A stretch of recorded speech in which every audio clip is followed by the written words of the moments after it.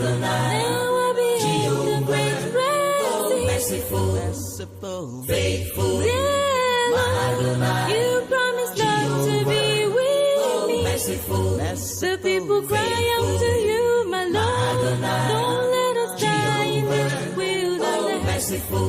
If there is something you trust me, Lord, it's your sweet love and your faithfulness. Merciful, faithful. Yeah, Lord, now I behold the great mercy. Faithful, this day, as one more kings and warriors, but with the fire and cloud you guide. Now we react to a place of rest. All the praises to you, my Lord, my Jehovah, you are still the best. Me no go drown, me I go live and cross the great red sea. I no go die, die. Ẹ káalẹ́ ní gbogbo ibi tí ẹ ti ń gbọ́. Hear my cry, oh merciful, faithful, oh Lord. Ẹ káàbọ̀ sí ṣánẹ́ẹ̀lì Fáàtì Òkodoro. Now I behold the great mercy. Ògo ni fún Ọlọ́run lókè ọ̀run àti ní ayé àlàáfíà. Faithful, you promised not to be with me. Merciful, the people cry. A dúpẹ́ lọ́wọ́ Ọlọ́run fún ọjọ́ rere mìíràn. A yìn ín lógo fún àǹfààní tó tún fún wa láti tún rí 22nd of February ọdún 2024. Kì í ṣe mímọ̀ ṣe rẹ o, kì í ṣe ọgbọ́n rẹ, kì í ṣe agbára rẹ ló fi ń bẹ láàyè. Wọ́n ní àgbò tó pọ́n ṣáṣá ẹ̀bì ti pa á, àbọ̀ nítorí olóṣè abara sùẹ̀sùẹ̀.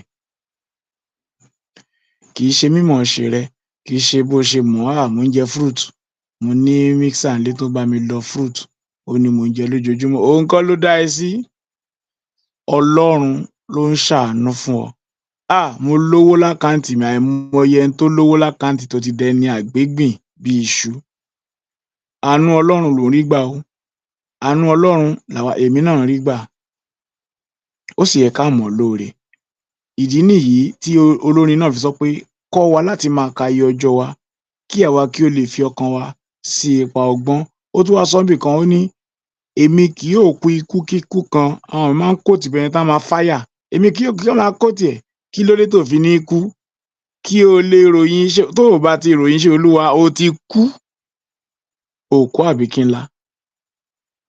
Gbọ́ tán wá fẹ́ sọ̀rọ̀ wá ní à ń lọ síbi òkú kan. Òkú ni tẹ́lẹ̀ ó tún wá kú. Ṣé ẹ gbọ́ ká wọ́n sọ pé à ń lọ bí àlàyé kan ni? À ń lọ síbi òkú kan, wọ́n ní òkú kan kú lánàá. Lè bọ́ kán ní àlàyé kan kú lánàá, wọ́n ní òkú kan mà ti kú láàárọ̀ yìí. Òkú ni tẹ́lẹ̀, ó ní ẹni tó fara rẹ̀ fún ayé jíjẹ ó kú nígbà tó wà láàyè. So àánú Ọlọ́run lórí gbà bí ọmọ Ọlọ́run. Má sọ àǹfààní yẹn nù, má misuse ẹ̀, má lò ó nílòkó, ẹ má ṣe oore ọ̀fẹ́ Ọlọ́run lò. Ìwàláàyè rẹ fún ògo Ọlọ́run ni o. Owó tó o ní lọ́wọ́ yẹn fún ògo Ọlọ́run ni. Ọrọ̀ tí ọkọ̀ dẹ̀nkù tó níyẹn fún ògo Ọlọ́run ni o. Kódà àìní rẹ sí ògo Ọlọ́run ni. Àìrọ́mọbí rẹ sí ògo Ọlọ́run ni. Ìṣòro tó ń là kọjá yẹn sí ògo Ọlọ́run ni. Ẹ rántí arákùnrin yẹn, wọ́n ní ta ló ṣẹ̀? Gbàgbọ́ wa ní pé téèyàn bá ti ń là nǹkan kọjá, ó ti ṣẹ̀ ni, ẹ lọ yẹ̀ wò. Jésù ní kò sẹ́ni kankan, àwọn òbí ẹ̀ ò ṣẹ̀. Ṣùgbọ́n ìfọ́jú rẹ̀ yẹn kí Ọlọ́run kó lè gba ògo ni. Ìṣòro tó là, àìníṣẹ́ lọ́wọ́ yẹn kí ògo kó lè jẹ́ ti Ọlọ́run ni. Àìní ọmọ yẹn kí ògo kó lè jẹ́ ti Ọlọ́run. Àìsàn tó ń là kọjá tó ti lògùn tí ò lọ yẹn kí ògo kó lè jẹ́ ti Ọlọ́run ni. Kìkì ká dúró, kìkì ká má yẹsẹ̀, kìkì ká má ṣiyèméjì, kìkì ká gbà á gbọ́ bí Ábúráhámù. Ọ̀rọ̀ Ábúráhámù ó máa ń yẹ kó kọ́ wa lẹ́kọ̀ọ́. Wọ́n ní Ábúráhámù gbọ́ Ọlọ́run gbọ́, kì í ṣe nǹkan tó rọrùn. Ẹni tí ò bímọ ó dúró pẹ́pẹ́pẹ́, ó sì tún gba Ọlọ́run gbọ́ pé àlóun máa bímọ sẹ́ẹ̀. Ó tún wá bímọ náà tán, wọ́n tún ní lọ fọmọ yẹn rúbọ fún wa, ó tún kì í mọ́lẹ̀.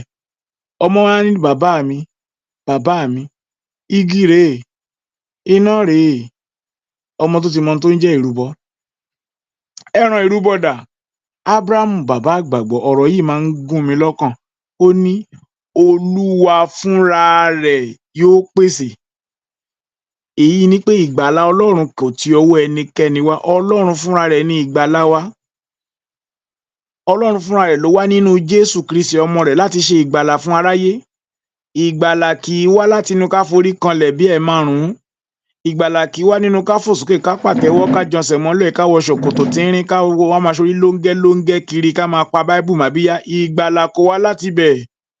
Ìgbàlà wá láti inú ẹ̀jẹ̀ ikú àti àjíǹde Jésù. Ìgbàlà wá láti iṣẹ́ tí Jésù Olúwa ṣe lórí òkè Calvary. Tó bá ti wá dẹni ìgbàlà, mo kí ọ kú oríire. Tó bá kàn wá ń bí tó jẹ́ bá wọn kúnjọ, tó kàn lọ sílé ìjọsìn, mo wá ẹ má fàbùsẹ́ǹtì sórúkọ mo wá. Tó bá jẹ́ orin tó ń kọ lọ́jọ́ ọjọ́ nìyẹn, tètè ronúpìwàdà láṣálẹ́ yìí. Bí àwọn kan tilẹ̀ héètì, ó kórìíra ànábì ni, ó kórìíra ìsìláàmù torí ìwà burúkú, ìwà ipá tí ẹ̀sìn náà gbé wá. Ìwọ tiẹ̀ ó kàn kórìíra bí wọ́n ti ń ṣe ẹ̀sìn yẹn ni. O ò tí ì mẹ́ni tí Jésù Olúwa jẹ́. Lálẹ́ yìí má sùn láì jẹ́ pé o mọ Jésù. Jésù lẹni olóore ọ̀fẹ́, Jésù lolùgbàlà aráyé, Jésù lẹnìkan tó fún wa ní ìyè àìnípẹ̀kun, Jésù lẹnìkan tó fi ọkàn wa balẹ̀ pé tá a bá tẹ̀lé òun yóò mú wa dé èbúté ògo. Ìdí nìyí tá a fi ń fi Jésù lọ̀. Má jẹ́ bá wọn kúnjọ, má kàn máa ṣe àtakò ìsìláàmù lásán, má ṣe àtakò ìṣẹ̀ṣe lásán, má ṣe àtakò pásítọ̀ lásán. Rí ipò dẹni ìgbàlà. Tí ò bá tí ì sí lára àwọn ẹni tí a ń gbàlà, tètè sáré tètè. Àyè sì ń bẹ nílé ọ̀dọ́ àgùntàn, ẹwà ògo rẹ̀ ó ń pè ọ́. Bí àwọ̀ sì wà ń bẹ̀ yẹn, ìrẹ̀wẹ̀sì ti mú ọkàn rẹ, ó ti wà ní ibi igi tó o jókòó sí, òtútù abẹ́ igi ti ń pa ọ́, ó ti ń gbàgbọ́ nínú ọkàn rẹ pé ìgbàgbọ́ ìgan dàbí pé wọ́n fẹ́ tàn wá jẹ ni. Èmi ò rò pé nǹkan kan wà ń bẹ̀ jàre, ẹ̀rí lè ẹ̀rí tán, báwo ló ṣe máa ṣẹlẹ̀? Kíyèsí, rántí àwọn wúńdíá 10 gẹ́rẹ́ tí ọkọ ìyàwó, tòótọ́ ni ọkọ ìyàwó pẹ́, tòótọ́ ni ọkọ ìyàwó kò tètè dé, tòótọ́ ni ìrètí pípẹ́ máa ń ṣọkàn láàrẹ̀. Wọ́n sùn gbogbo wọn, àti wúńdíá ọlọ́gbọ́n àti tí kò ṣe ọlọ́gbọ́n àti aláìgbọ́n, wọ́n jọ sùn ní o. Ṣùgbọ́n nǹkan kan ló kó àwọn ọlọ́gbọ́n yọ. Àwọn ní òróró sínú àtùpà wọn, ṣùgbọ́n àwọn aláìgbọ́n, òróró ti gbẹ. Ẹ̀mí mímọ́ kò sí mọ́, ọ̀rọ̀ Ọlọ́run kò sí mọ́, ìyè ó ti bọ́ sọnù lọ́wọ́ wọn. Ọ̀rọ̀ Ọlọ́run ló ta wọ́n jí, ẹ̀mí mímọ́ inú ayé wọn ló sọ wọ́n dọ̀tun padà. Wọ́n sì bá ọkọ ìyàwó wọlé. Má jẹ́ kí lè jẹ́ ìpín rẹ̀. Tètè sáré tètè wá sọ́dọ̀ Jésù. Má kàn máa dáwó àdánù, má kàn máa lọ ìsọjí àlọdànù, má lọ kún fún àdúrà lásán, má lọ sórí òkè kó fẹ́ kú síbẹ̀. Rárá, rí ipò mọ ẹni tí Jésù Olúwa jẹ́. Tó o bá ti mọ Jésù Olúwa, ó ti lóhun gbogbo. Wọ́n lè máa rí ọ bí aláìní, wọ́n lè máa rí ọ bí ẹni tó ń fẹsẹ̀ rìn kiri, wọ́n lè rí ọ bí tèmi tó jẹ́ bàjáàjì náà ló ṣì ń gùn kiri. Kíyèsí, ó ti lóhun gbogbo. Ó ní ẹ tètè kọ́ wá ìjọba ọ̀run náà àti òdodo rẹ̀, èyí tó kù a ó fi kún. Ẹ jẹ́ kí n sáré sọ̀rọ̀ ilé fáwọn ará wa tó wà nílùú òyìnbó, tó wà nílùú òyìnbó, tó wà nínú òtútù àbí inú ibikíbi tó a bá rí ká wà. Ẹ má jẹ́ kí ìgbádùn ìlú òyìnbó kó gba ìgbàgbọ́ dànù lọ́wọ́ wa. Ẹ má jẹ́ kó àwọn nǹkan tá à ń rí, ohun asán ayé, ìgbáládùn, oúnjẹ, ọ̀tẹ̀, obìnrin, owó, gbogbo ẹ̀. Ẹ má jẹ́ kó gba ìgbàlà sọnù. Rántí bí o ti gbà á kó tó kò ní Nàìjíríà. Rántí n tó gbọ́ tó fi yọ̀ǹda Jésù. Kò sẹ́ni tó fipá mú ọ, wọn ò yọ idà sí ọ kó tó lọ sí ẹ̀sìn àgbélébù láti jẹ́wọ́ Jésù lólúwa tó lùgbàlà rẹ. Èyí ti rí gan, kí ni ó wá ń fà ọ́ tó ń dá ọ lọ́wọ́ kọ́? Kí ló dé tó ń ṣe bí aya Lọ́ọ̀tì nígbà tó rí àwọn afẹ́ ayé, orí àwọn nǹkan mèremère tí ìlú òyìnbó fún ọ? Ìgbàgbọ́ rẹ ti wá ń lọ ọlẹ̀, ó ti ń jó àjórẹ̀yìn tí eégún ń fiṣọ. Lénìí mò ń pè ọ́ níjà, tún iná rẹ dá, tètè padà sẹ́sẹ̀ àgbélébù kó o béèrè fún àánú, fún oore ọ̀fẹ́ síwájú sí i, láti jí dìde gìjà, kó o ní ìran ọ̀tun láti wàásù Jésù, láti jà gidigidi fún ìgbàgbọ́ náà. Má jẹ́ kí ohunkóhun kó dá ọ lọ́wọ́ kọ́. Gbogbo ohun tí a ti kọ́ níyìn kó o mú lọ sójú ìṣe. Má jẹ́ ahun, ìwọ tó jẹ́ Kìrìsìtẹ́nì, má jẹ́ ahun. Pín pẹ̀lú àwọn ọ̀rẹ́ rẹ. A ní àwọn ọ̀rẹ́ níbi iṣẹ́ tán jẹ́ mùsùlùmí, a ní àwọn alábàágbé tó jẹ́ mùsùlùmí, a ní àwọn mọ̀lẹ́bí tán jẹ́ mùsùlùmí, tán sì ń ṣe é bí ẹ̀mí wọn ti darí, bí òye wọn ti gbé, bí àwọn baba ńlá wọn ti sọ fún wọn. Síbẹ̀ òye ìsìláàmù òye wọn. Ìyẹn tí wọ́n ti wá mọ̀ yìí, sọ fún wọn nínú ìfẹ́ ni. Má lọ bá wọn kó ní orí olórí burúkú lànàbí yẹn, ó fẹ́ ọmọ ọdún 6. Rárá, bẹ́ẹ̀ kọ́ la ti ń wàásù Jésù. bẹ̀rẹ̀ pẹ̀lú ìbéèrè, bẹ̀rẹ̀ pẹ̀lú ìtàkùrọ̀sọ, bẹ̀rẹ̀ pẹ̀lú fún wọn ní reference pé gbọ́ àáfà ẹ bá mi káyà yìí kò yé mi kí lẹ ẹnìkan sọ pé báyìí ló jẹ́ ṣé tòótọ́ lẹni yẹn sọ ó lóun rí nínú tẹ̀fsíìrì ẹ jọ̀ọ́ ẹ bá mi nà ń bẹ̀. Bẹ́ẹ̀ la ti ń ṣe ìtàkùrọ̀sọ pẹ̀lú àwọn tí kò ṣe kìrìsìtẹ́nì. So ẹ má kàn dé lọ sọ́nà ní àwèrè náà ànábì yẹn alórí burúkú ni rárá a ò nílò ọ̀rọ̀ àlùfàǹṣá jẹ́ a ò fi Kristi kọ́ wa bẹ́ẹ̀. Ẹ kálẹ́ lẹ́ẹ̀kan sí i. Ẹ jẹ́ kí n kí àwọn tó ti darapọ̀ mọ́ wa lórí ètò. Ẹ má bínú orí fóònù ni mo wà lálẹ́ yìí mi ò sí ní ilé níbi tí sólà wà so fóònù ni mo wà lálẹ́ yìí. Ẹ má bínú mo lè má lè ṣe ọ̀pọ̀lọpọ̀ àwọn nǹkan míì tá a máa ń gbà kọ́ọ̀lù lè má lè wọlé lálẹ́ yìí. Ẹ gbà mí bí mo ti rí lálẹ́ yìí. A ó padà tá a bá ti parí midterm wa tá a wá lò àti ọjọ́ ìbí tá a wá ṣe a ó padà sí abúlé wa. Ètò ó ló máa lọ ní serere wẹ̀rẹ̀rẹ̀ Ọlọ́run yóò ràn wá lọ́wọ́. Brother Adesoji, God bless you. Emmanuel Samson, God bless you. Ẹ káàbọ̀. Afọlábí Ibrahim ní bàbá ẹ wò ó mo lù yín lọ́gọ̀ọ́ ẹnu. Ẹ ṣeun mo máa ń rí àwọn correction tẹ máa ń bá mi send ẹ má bínú àwọn òfin taratara gbé èbó ẹ má dáwọ́ kọ́ o ẹ máa send ẹ ìtẹ́yìn fẹ́ ṣe fún mi nìyẹn ẹ máa ṣe. Anybody tó bá ti rí nǹkan kan bí àkíyèsí ẹ pè wá sákíyèsí bí ọmọ Ọlọ́run a ò ní bínú torí pé àkíyèsí tó dáa ni. Tó bá dẹ̀ mú kó jẹ́ criticism kó má dáa gan ẹ sọ fún wa. Àti rí àwọn tó pè wá pé ká má ṣètò mọ́ ká má Jésù àwòrán wa pẹ̀lú láti máa ṣerú ètò bẹ́ẹ̀ a dúpẹ́ lọ́wọ́ wọn a sì jẹ́ kó yé wọn pé ntọ́lọ́run gbélé wa lọ́wọ́ ni a ní láti máa ṣe é. So n tó bá rí tó níwòye tiẹ̀ sọ fún wa kájọ ìfínwó òkòrò wò náà láyé fi gún so kájọ fojú wò ó ibi tó bá yẹ kó bọ́ sí a sì jọ gbé síbẹ̀ Ọlọ́run yóò ràn wá lọ́wọ́ lórúkọ Jésù. Ọpẹ́yẹmí Oyèlékè, God bless you. Prince Adébọ̀wálé Wálé ẹni x méjì Walex Fanegan Tosin, God bless you.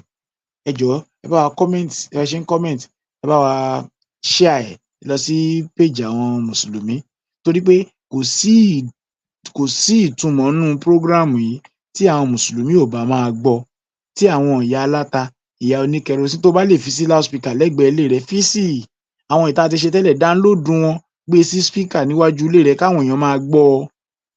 Tán bá ní ìbéèrè sọ fún wọn pé ẹ pe nọ́mbà tó wà ńbẹ̀ àwọn ni wọn ó dá yín lóhùn ẹ darí wọn sí wa. Ẹ má jẹ́ ká jí àwọn ìwọ lè bọ́ọ̀nù àwọn fídíò yìí sínú CD máa pín fáwọn èèyàn lọ́fẹ̀ẹ́ àní kó lọ tà o pín fáwọn èèyàn lọ́fẹ̀ẹ́ ṣe oríṣiríṣi ọ̀nà tí ó gbà dọ́dọ̀ àwọn ènìyàn má kàn kìkì pé má fi kún má yọ kó bá a ti ṣe ó jẹ́ wọ́ọ̀lù kọlù ni ohun ọ̀ clear ni má bá wa tún ṣe bó ti wà gẹ́lẹ́ náà ni kó ṣe pín láti wàásù Jésù fáwọn èèyàn kó lè yé àwọn èèyàn tààrà kán lè mọ irú ẹ̀sìn tí wọ́n ń ṣe ọ̀pọ̀lọpọ̀ ni ò mọ̀ pé ẹ̀sìn àánú ni ẹ̀sìn táwọn wà wọn ò mọ̀ pé táwọn ń ṣe ọ̀nà ọ̀run àpáàdì ló já sí bó tilẹ̀ pé wọn ò gbọ́ rí Sura 19:71 sọ pé kò sí ẹnìkan 71-72 àyàfi kó débẹ̀ débò ẹ̀bá iná kí làwọn wo ló wà lẹ́bàá iná èṣù bí aya Kùránì ní ibẹ̀ láàmú àwọn èṣù àti àwọn èèyàn a ó mú wọn ní orí ìkúnlẹ̀ síbẹ̀ ó ní kò wá sẹ́nìkan tí ò ní débẹ̀ abalajọ lè ní táwọn mùsùlùmí ní afárá ni ní àyà yẹn kò sí tó ń jẹ afárá ṣùgbọ́n àwọn tẹ̀fsírì kan sọ pé afárá ni fine Jésù làwa fi ń lọ o ò nílò láti kọjá lórí afárá sirat Jésù Olúwa ó ní ikú oró tí ń bá kú iye ẹ̀ṣẹ̀ tí ń bá jẹ gbogbo rẹ̀ ló ti kó lọ Jésù Olúwa ó máa ṣe o torí mi ló ṣe jìyà gbọ́ lálẹ́ yìí a ò gbé ètò ìkalẹ̀ ká lè dá họ́wù sílẹ̀ a gbé ètò ìkalẹ̀ nítorí fàákájà a gbé ètò ìkalẹ̀ nítorí kí a lè fa wàhálà kílà lórí kí ìjọ̀gbọ̀n kó lè bẹ́ sílẹ̀ láwùjọ rárá a gbé kalẹ̀ láti nà ń bẹ́ ìwòye wa nípa ìsìláàmù ìwòye wa nípa tí Bíbélì sọ nípa Jésù Olúwa ohun tí a gbé kalẹ̀ rèé tí ẹni láti wá wò á ìtẹ̀sọ́nbì kò tọ̀nà ẹ pè wá láti pè wá sákìyèsí àwo sì tọrọ àforíjì á tọrọ gáfárà ìgbàgbọ́ tiwa nìyẹn a ṣètò yìí ká lè dá wàhálà sílẹ̀ a ṣètò yìí ká lè yẹpẹrẹ ẹ̀sìn rẹ a ṣètò yìí ká lè fi ànábì ṣe yẹ̀yẹ́ a ṣètò yìí ká lè sọ pé Allah jẹ́ nǹkan kan àbí nǹkan tí ò jẹ́ ká fi pè é, ṣùgbọ́n àwa ń ka ìwé ìsìláàmù, à ń sọ nǹkan tó wà ńbẹ̀ fún ọ tí ẹni láti wá lọ yẹ̀ wò nǹkan tá a sọ yẹn ṣé lóòótọ́ ló wà ńbẹ̀, tó bá ti jóòótọ́ ni kí ló tó fi jẹ́ mùsùlùmí, tó bá jẹ́ pé orí nǹkan kan tá a sọ tí ò sí nínú ìwé ìsìláàmù, ìdí nìyí tá a fi ń pe ọ̀pọ̀lọpọ̀ àwọn èèyàn níjà, tá a fi ń pe àwọn mùsùlùmí níjà. Okay, Dr. Ismail ti join wa. Ìdí nìyí tá a fi ń pe àwọn mùsùlùmí níjà láti pè wá sákìyèsí eléyìí tẹ́ sọ́ńbì tòun tẹ́ sọ́ńbì kì í ṣe pẹ̀lú èébú o, kò rí bẹ́ẹ̀. Àwo sì ṣèwádìí tá a bá ti rí pé bẹ́ẹ̀ lórí pé ẹ jàre wa, a ní sọ́mọ́. In tó ń jẹ́ ká gbé papọ̀ nínú ìfẹ́ nìyẹn. A lè má gbà nǹkan kan gbọ́, a lè má agree lórí nǹkan kan náà, ṣùgbọ́n ẹ jẹ́ ká sòdodo fúnra wa. Ṣùgbọ́n lómi a ní ẹ má sọ̀rọ̀ ó lè bí inú, ẹ má jà sọ̀rọ̀ ẹ̀sìn, ẹ já sọ̀rọ̀ bọ́ọ̀lù, ẹ já sọ̀rọ̀ òṣèlú, ọ̀rọ̀ ẹ̀sìn ẹ já filẹ̀, yóò bí ọ̀gá mi nínú, yóò bí ọ̀rẹ́ mi nínú. Ẹ má jẹ́ mọ̀ pé ẹni tó ń tẹ̀lé ó fẹ́ ọmọ ọdún 6, kó mọ̀ pé wọ́n kan Jésù lu amọ́gi àgbélébù, kó ní Jésù ó mu yàn, tòótọ́ ni Jésù ó sunkún, Jésù ó sáré, kán sọ gbogbo ẹ̀ fún ẹ, kó yé ìgbàlà tó gbà lè yí ọ. Ọlọ́run yóò sì ràn án lọ́wọ́. Mò ń ṣe àwọn preambles yìí kí àwọn àlejò wa fi wọlé. A dúpẹ́ pé àwọn ọmọ Ọlọ́run ti wọlé, àwọn àlejò wa náà sì ti wọlé. Arákùnrin TMD ẹ kalẹ̀ kí àwọn aráalé. Ẹ kalẹ́ o, ṣé ń gbọ́ mi? Kéde. Ọlọ́run ṣe. Ẹ kalẹ́ gbogbo ìyára lé. A kú iṣẹ́ òní o. Àtàwọn tó dẹ̀ sì ń ṣiṣẹ́ lọ́wọ́ náà. Ẹ kalẹ́ gbogbo ìlà kí o. Ẹ káàbọ̀ sórí ètò orí a. God bless you. Arákùnrin Ismail, ẹ jọ̀ọ́ ìkìlọ̀ àwọn nǹkan kan tí mo fẹ́ ṣe fún gbogbo wa tá wà nínú ilé. A fẹ́ kí ètò yìí kó jẹ́ èdè Yorùbá. Ẹ jọ̀ọ́ Ọlọ́run ràn yín lọ́wọ́. A fẹ́ kó jẹ́ lédè Yorùbá. Ìtẹ́bà gbọ́ tẹ́ bá fẹ́ sọ ẹ lè sọ fún wa, á sọ ohun tó jẹ́ fún yín, torí a fẹ́ káwọn kó kálé kó kákó. Àwọn ènìyàn tí wọn ò gbọ́ fínrìnfínntìn lọ́lọ́run ṣe gbé ètò yìí kalẹ̀. Àwọn èèyàn tí ń ṣe èbó tó pọ̀, Bùrákóredé nìyẹn, èbó dùn lẹ́nu wọn, àwọn èèyàn tó bá gbé èbó máa gbọ́ wọn. Sam Shammon nìyẹn ni yóò máa sọ èbó fàlàfàlà, àtàwọn bẹ́ẹ̀ bẹ́ẹ̀ lọ, Rob Christian, God Logic, Anthony Rogers, David Wood, ó bá fẹ́ gbé èbó lọ máa gbọ́ wọn. Ṣùgbọ́n ètò yìí wà fún àwọn èèyàn wa tí ò gbé èbó, àwọn èèyàn wa tí èyìnbó ò jẹ́ èdè wọn lọ dọ́yìndọ́yìn. Ètò yìí sì yẹ kó dọ́dọ̀ tiwọn náà. Ìdí nìyí tá a mọ̀ pé Yorùbá ó limit, kò pọ̀ káàkiri. Tó bá jẹ́ èèyàn 3 náà lọ́lọ́run fẹ́ kí ètò yìí bá pàdé, ó tẹ́ wa lọ́rùn. So ìjọ́ tá a bá ṣe òyìnbó náà máa ṣe, ṣùgbọ́n lọ́pọ̀ ìgbà Yorùbá la máa sọ níyìn. Ọlọ́run yóò sì ràn wá lọ́wọ́. Arákùnrin Ismail ẹ kí àwọn aráalé.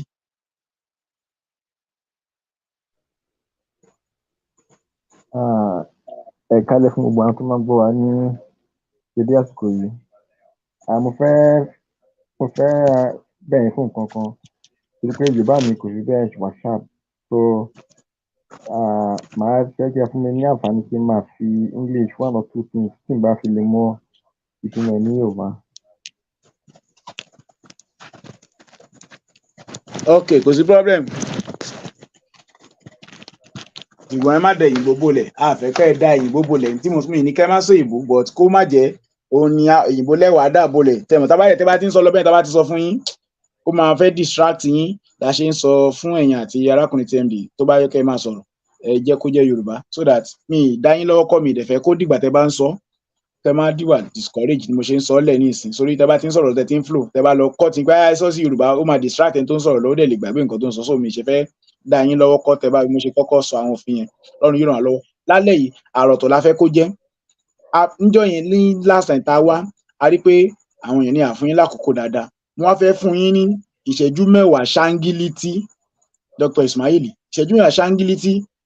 A fẹ́ yín tá à ń sọ lọ níjọ́ yẹn náà ni a fẹ́ tẹ̀síwájú. A dẹ̀ fẹ́ deviate kúrò lórí rẹ̀, torí káwọn aráalé a fẹ́ ní àgbọ́yé nípa ìgbéyàwó Aisha bó ṣe jẹ́ ọmọ ọdún 6, bí ẹ̀yin ṣe wòye pé ó tọ̀nà láti ṣe bẹ́ẹ̀, pé àpẹẹrẹ rere ni, àti pé ẹ̀ ń sọ̀rọ̀ nípa èjì Mariam, Mary nínú Bíbélì pé ọmọ ọdún 12 ni, in fact ẹlẹ́rìí lọ́wọ́ ẹ ṣe gbogbo ẹ ṣe gbòdò. Ọlọ́run náà sọ̀rọ̀ nínú Ezekiel pé ìṣẹ́jú 10 ni ebi á kán bá wa wo àkókò fún yín. Mo fẹ́ fún yín ní ìṣẹ́jú 10 kẹ́ ẹ fi ìyànnà náà pọ́ìntì yín, a sì ní dá yín lọ́wọ́ kọ́. Àwo máa take note wa nígbà tí ìṣẹ́jú 10 yín bá pé. Ẹ má sọ pé àkókò ẹ jọ̀ọ́, ẹ maximize àkókò yín, torí àwọn èèyàn fẹ́ gbọ́ yín gbogbo nǹkan tẹ́ ẹ ní láti fi defend ọ̀rọ̀ yìí pé Aisha o ọmọ ọdún mẹ́fà tí wọ́n fẹ́ yẹn ó tọ́ súnà ìyá mi ní pé àti pé kò sí nǹkan tó burúkú jù bẹ́ẹ̀ láàrin ìṣẹ́jú mẹ́wàá ẹ jọ̀ọ́ the floor is yours this is 9:36. Okay. Ẹ ṣeun. Kí n má fi gba àsìkò tó pọ̀ jù ni pé ó yẹ ká bẹ̀rẹ̀ láti ìpínlẹ̀ láti yan òun ní nǹkan tó náà bá sọ. Ẹ bá lọ nínú Bíbélì àti nínú Quran, ẹ rí i pé Ọlọ́run ọba kò sọ pé ókè o, éèjì báyìí ni kí ẹ máa fẹ́yàwó àbí káwọn ọmọ yín kó máa lọ ilé ọkọ. Ìyẹn tí ò bá sí irú kinní yẹn, ó yẹ kí ìbéèrè wá pé èmi ló dé tọ́lọ́run ọba tí ò fi sọ ọ́ kalẹ̀ nǹkan mọ́tò wà. There must be a wisdom. So tí wàá ní wisdom yẹn, òun ni ó yẹ ká máa wá. But èmi mọ wisdom yẹn, but ẹ̀yin ọba máa jẹ́ kí n fi wisdom tèmi kí n fi kalẹ̀ pé Ọlọ́run bá mọ̀ pé àsìkò wa máa change torí pé ọmọ ènìyàn expectation tí ó máa wá lórí ọmọ ènìyàn ó máa change. For example nísìnyí ní ayé bíi 1000 years ago báyìí nísìnyí ẹ rí i pé nǹkan tí àwọn ọmọ obìnrin tó yẹ kí wọ́n ti ní nípa ẹ̀kọ́ nípa nǹkan tí ó yẹ kí wọ́n ti mọ̀ ṣe nílé ọkọ ó yàtọ̀ sí tìsín. Nítorí náà bí àwọn máa ṣe wà rẹ́dì bẹ́ẹ̀ kọ́ làwọn máa ṣe wà rẹ́dì. Nítorí náà Ọlọ́run bá kò fi dálé mi sí àìjẹ́rẹ̀ máa jẹ́ kí ẹ fúnra yín kẹ́ ẹ sọ nǹkan tó bá tó náà máa tó fi wà tó fi ṣáàkì lórí éèjì yẹn. That's number one. And number two ni pé nígbà tí Ànábì tó fẹ́ Aisha yẹn ẹ rí i pé nǹkan tí ó wà tí àwọn ń ṣe ni kóun gan tó ṣe lẹ́yìn nǹkan táwọn ẹ̀ ń ṣe ni lẹ́yìn ìgbà tóun ṣe lára àwọn kìrìsìtẹ́nì àtàwọn ojú àtàwọn tóun ti ń ṣe kìrìsìtẹ́nì gan ẹ rí i pé nǹkan tó bá ti sọ pé wọ́n ti ṣe kí ni pé lálákọ̀ọ́kọ́ Aisha gan tọ́nà mi tó fẹ́ ẹ rí i pé òun náà ẹnìkan ti fẹ́ ní àṣẹ síwájú but kí nìyẹn kò wá successful. Eléyàn ṣùgbọ́n pé yẹ kí yẹn ó wà lọ́wọ́ pé kó máa fẹ́yàn ní àṣẹ síwájú kó tó di pé a ti wà rẹ́dì. Ẹni secondly ni pé àwọn ọ̀tá Ànábì tí wọ́n sọ pé ó jẹ́ báyìí wọn ló kí ni ẹ fi ṣe é bó fún un nítorí pé kí ni wọ́n mọ̀ pé kí ni ẹ wà normal. So tó bá wà normal ẹ rí i pé naturally kò ní sí pé wọ́n fi ń bu. So màá fẹ́ kí ẹ fi hàn mí pé kí o wọ́n fi ń bá Ànábì báyìí àwọn kìrìsìtẹ́nì àtàwọn Júù àtàwọn kèfèrí tí wọ́n pè ní pé ó ṣe báyìí bọ̀ tí wọ́n fi léèyàn kan kí ló tó wọ́n fi kàn máa fẹ́ jẹ́ kí gbogbo aká dáhùn eléyẹn. Nọ́mbà 3 ni pé àwọn èdè kan àtà máa ń lò nísìnyí tí jẹ́ pé àwa la ṣe mọ́ lílò fúnra wa. Èdè ẹ̀sìn ní ó yẹ ká mọ̀ nǹkan tá à ń sọ tá a máa fi ní sọ wọ́n. Nọ́mbà 1 ni pé ká là ń pè ní ọmọdé, then éèjì wo lọmọdé ti bẹ̀rẹ̀, then ká là ń pè ní àgbàlagbà, éèjì wo ni àgbàlagbà ti bẹ̀rẹ̀. Wọ́n sọ pé àgbàlagbà láyé ìsìn àwọn 18+, but 18+ yẹn jẹ́ ní 1000 years ago kò sí nǹkan tó jọ bẹ́ẹ̀. In fact ẹ bá lọ sí àwọn tó sọ pé 18+ gan ní like 200 years ago ẹ rí i pé ọmọ wọn tí wọ́n fà tó mú lọlé ọkọ is around that same age táìsàn náà lọlé ọkọ 12, 13, 11, 9. So why tí wọ́n á ti sọ pé 18+ ní fúnra wọn but wọ́n á máa condemn àwọn yìí but wọ́n ní condemn àwọn bàbá wọn tí wọ́n ti like 200 years ago. But that's why ṣe pé Ànábì Ọlọ́run ó yẹ kó mọ̀ better. Kí ló ní pé ó yẹ kó mọ̀ better. Ṣé tó máa fi lè fi òfin kalẹ̀ ní ayé ẹ̀tẹ̀ pé ó kì í 18+ ní àwọn tó wà ní ọjọ́ ayé wọn ká nǹkan tó mú wá yìí àwọn ògbọ́dọ̀ ó lè fẹ́ máa dìlé àwọn ọmọ wa ni so fẹ́ tí kó máa dákàkiri kó máa roam about the street whereas they are ready for marriage.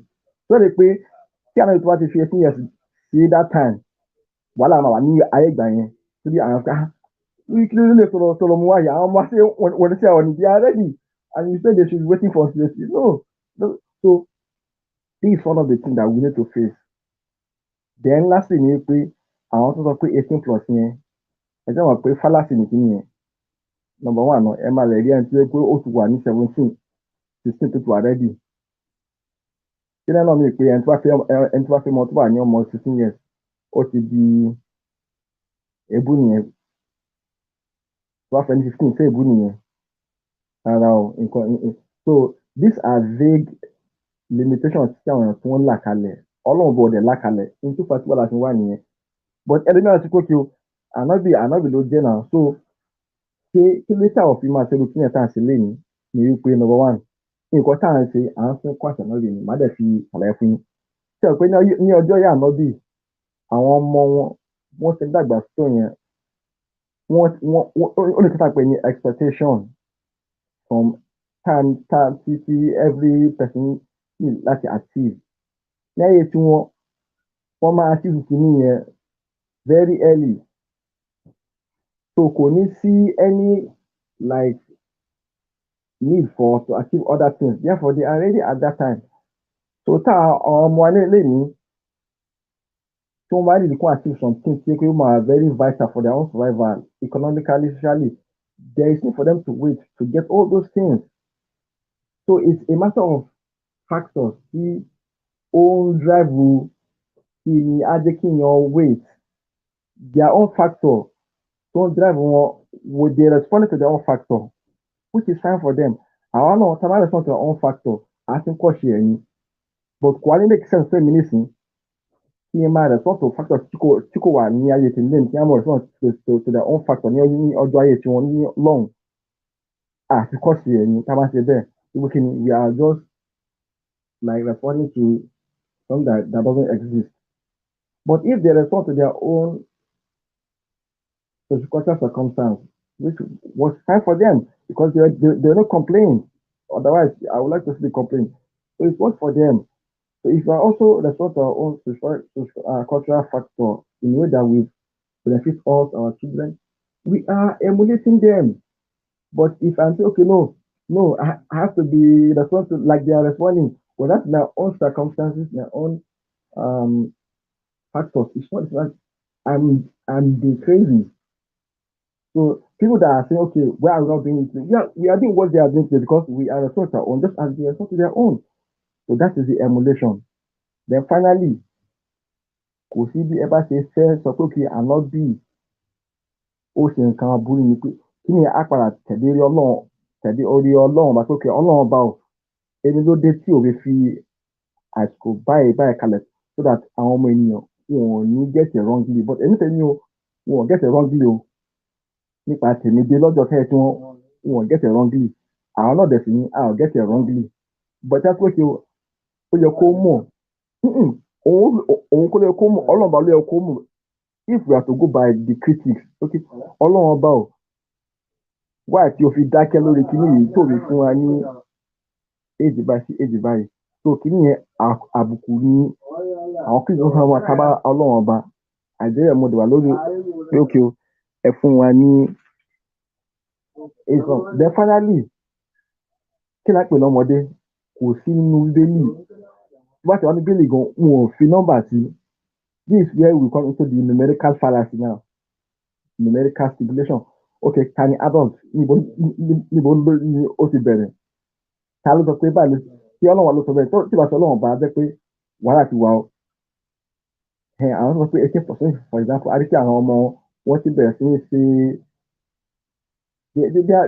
they have been active sexually before 18 go to Europe those that say 18 plus go most of their children they are already sexually active before 18 years so there is a period by the time you demarcate using a number whether physiologically anatomically we're not the same to be responsible to that kind of numbers don't mind before àwọn ọmọkùnrin gan 14 they are getting married in their teens in their early and in their late teens and amadi ẹ̀dá àwọn example ní bíbélì for example bá lọ́nu the first chronicle ẹnìkan tó pè ní ọba 7 years wọ́n ní wọ́n wá yọ méjì fún 7 years ọdún àwọn Christians sọ pé àti ọpẹ but the secondly àwọn Christians náà wọ́n sọ pé Mary tó jẹ́ ọmọ ọdún 12 ó marry Joseph okay tí wọ́n ké irọ́ gan ni that report ṣé àwọn tó ń kó kalẹ̀ ní ọjọ́ ayé yẹn ṣé wọ́n fi ń sàbùkù bá Maria ni wọ́n mọ̀ pé lọ́jọ́ ẹ̀tọ́ náà nǹkan tó máa yẹn ṣẹlẹ̀ wọn ò rí ní gẹ́gẹ́ bí èébú ló fà á sí kọ́ kalẹ̀ let's say let's assume pé wọn ní concrete evidence tí àsìkò báyìí ni màdà ṣe jẹ́ but ó ṣe ń kó kalẹ̀ nǹkan táwọn náà ṣe nìyẹn why because it is relevant to their own time but that's pé irọ́ náà pa jẹ́ pé wọ́n ń ta àbùkù bá Mary ẹ fẹ́ máa sọ pé wọ́n mọ̀ ta àbùkù bá Mary which is not plausible mi rò pé àwọn tó kọ ìwé ẹ̀ka mi rò pé wọ́n mọ̀ kọ́ pé kó fi tàbùkù Mary àbí Joseph mi ò gbà bẹ́ẹ̀ I will not ṣé bá ti pé okay wọ́n fi ń ẹ fún wa ní ẹ̀rí àwọn tí wọ́n kọ objection at that same time that contemporary time okay ìlọ́dẹ̀ ń pa o Mary tiwa kò wà ní 12 tó fẹ́ àwọ̀ but tí ò bá ṣe ajẹ́ pé is a norm ṣé 10 minutes tó. ó ti kọjá. okay má gbàgbé jù eléyìí làwọn point mi. okay èmi máa lo ìṣẹ́jú 5 ó ṣe máa fún arákùnrin mi TMD náà ní ìṣẹ́jú 5 wọ́n máa fẹ́ sọ̀rọ̀ so èmi fẹ́ sọ̀rọ̀ nígbà tí àwọn ibi tó jọmọ́ ti Islam mọ̀ pé arákùnrin TMD wọ́n máa sọ̀rọ̀ nípa ọ̀rọ̀ tẹ́sọ nípa èjì Mary nǹkan náà ẹ jẹ́ kí n sáré mú àwọn nǹkan tí mò ń sọ lọ torí àwọn nǹkan tá à ń sọ yìí òdodo la gbúdọ̀ dì mú a gbúdọ̀ torí àwíjàre kí itọ́ lọ tán lẹ́nu nítorí pé a fẹ́ defend àwọn òyìnbó máa ń sọ pé call a spade and not just a working tools gẹ́rẹ́ tá a bá ti mú èèyàn kan kó jèmi lẹ mú nínú ìwà ìbàjẹ́ bí mo ti ń fọ́n tá tí mò ń fọ́n tá yìí ẹ sọ fún mi pé tí mo ṣe ò dáa ṣùgbọ́n nítorí pé mo ti jẹ́ ẹnìkan tó ń bá àwọn èèyàn sọ̀rọ̀ kẹ́ wá máa dọ́gba ẹ má jẹ́ ká bá wí ẹ jẹ́ ká protect ẹ̀ ẹ̀yin lẹ dá ẹ fi àìṣe déédéé mi hàn mí ẹ jẹ́ ń gbé láti ibẹ̀ yẹn now kí ni mo fẹ́ sọ níbẹ̀ ni pé nǹkan àkọ́kọ́ tí mo fẹ́ sọ ni pé Kùránì fúnra rẹ̀ ló fi Muhammad sí ipò tó nira kanonia ànábì o àpẹẹrẹ 7th century ni o kò ṣàpẹẹrẹ fún gbogbo ìgbà o àmọ̀pẹ́ ní lára Arabia wọ́n ń kí ọmọ kékeré mọ́lẹ̀ wọ́n sì ń wó wọn láta àṣà wọn ni ó sì ti bá wọn lẹ́jẹ̀ mu ànábì náà dẹ̀ ṣe bẹ́ẹ̀ a sì gbà láàyè fún fine ṣùgbọ́n Kùránì ní Muhammad ní àpẹẹrẹ ìgbà gbogbo láti ìgbà yẹn títí di ìsìn a sì wá rí ní ìsìn kò jẹ́ ìtẹ́wọ́gbà létí ẹnikẹ́ni kò sí kí wèrè bá kọjá tẹ bá ní ṣó yẹ kó fọmọ ọdún 6 wèrè á sọ fún yín pé wèrè ni ẹ́ ní tí wèrè máa sọ fún yàn nìyẹn wèrè tí ò ní ọpọlọ tí tó nǹkan kan ti ṣẹlẹ̀ sí lọ́pọlọ á tún sọ fẹ́ni tó fẹ́ ọmọ ọdún 6 pé wèrè ni kẹ́ ẹ lè mọ bí tí kíní ẹ burú jáde gẹ́rẹ́ ta ẹ rí i pé mùsùlùmí lè ní wọ́n ń deny nǹkan yẹn pé kò rí bẹ́ẹ̀ ànábì ìfọmọ ọdún 6 ànábì ò ṣe gbá ọ̀rọ̀ ẹrí Fùwádì níjọ́ yẹn sọ pé blasphemy nítorí pé òun náà mọ̀ pé kíní yóò bọ́pọlọ mu so àti defend ọ̀rọ̀ yìí ó nira gan fún ẹnikẹ́ni tí a bá rẹ́ nìkan kó lóun fẹ́ defend pé ànábì ìfẹ́ ọmọ ọdún 6 ẹni yẹn ó dàbí kò fẹ́ jólódodo pé ìwà tó dáa ni that's number 1 point. Number 2 social cultural ni ìwà wọn ni nígbà yẹn kàn fẹ́ ọmọ kékeré àwa ń pè yín níjà kẹ́ fún wa ní àpẹẹrẹ bí èèyàn 10 tá a rí àkọsílẹ̀ tó jẹ́ ìránṣẹ́ Ọlọ́run tán fẹ́ ọmọ kékeré arákùnrin tí ẹnìkan máa sọ̀rọ̀ nípa àti Bíbélì mi ẹ má jẹ́ ń sọ̀rọ̀ lọ síbẹ̀ now mo tún wá ń sọ kọ́kọ́ ní social cultural tí wọn nígbà yẹn ṣe é mọ̀ cultural tí ń pọ̀ kán máa rúbọ kán máa ṣe oríṣiríṣi ìbọ̀rìṣà culture àwọn èèyàn mà nígbà náà kí ló dé tí ànábì ní pé kán má ṣe mọ́ kí ló dé tí wọ́n parẹ́ so tí culture àwọn èèyàn kan bá jẹ́ nǹkan kan ìyẹn ò ń ṣe àpẹẹrẹ fáwọn tá a bá ra jẹ́ tọlọ́run tí àṣà kan bá ti wà tó tako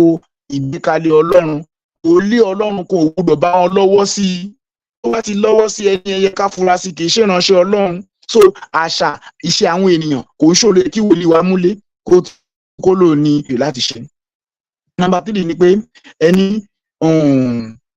àwọn èèyàn ò tàbùkù wọn tako rárá o bàbá ọmọ yẹn gan fúnra ẹ̀ ò fẹ́ fi ọmọ sílẹ̀ ó ní ṣùgbọ́n ó ní rárá ànábì ní òun lòun máa fẹ́ ó sì gbà fún lóye òun tó ló fà tánà fi kú ó wà náà àdíìtì yín pé ọjọ́ orí òun kéré tó àìlóye tó ló fà tánà fi kú ní tí mo fẹ́ sọ ní kúkúrú èdè kí n má gba àkókò ni pé kò bójú mu ànábì ò yẹ fàpẹẹrẹ wa lénìí now tàbá ara àwọn western world ara àwọn èèyàn kan nígbà kan tí wọ́n ń ṣe kí ni ìwé mímọ́ sọ àwọn ìkọ́ni àpẹẹrẹ wa in tí ìwé mímọ́ bá sọ làwọ́ tẹ̀lé. Bíbélì sọ fún wa pé àwọn àpẹẹrẹ tá rí nínú Bíbélì, a rí àwọn àpẹẹrẹ ìgbéyàwó. Àwọn tó ti bàlágà kì í ṣe ọjọ́ orí nìkan tó tọ́ ni, àrí bí kan tó kọ sí pé iye ọmọ ọdún báyìí ló gbọ́dọ̀ ṣègbéyàwó. Bẹ́ẹ̀ ni, ṣùgbọ́n in tó ń jẹ́ ìgbéyàwó ó jù bẹ́ẹ̀ lọ, ó ju ká máa wá ọjọ́ orí lọ. Ṣùgbọ́n nǹkan tó tún rọ̀ mọ́ pọ̀, mental growth, ìdàgbàsókè ní ti ọpọlọ, ìdàgbàsókè ní ti iṣẹ́ ọwọ́, ìdàgbàsókè ní ti àti lè dágbé.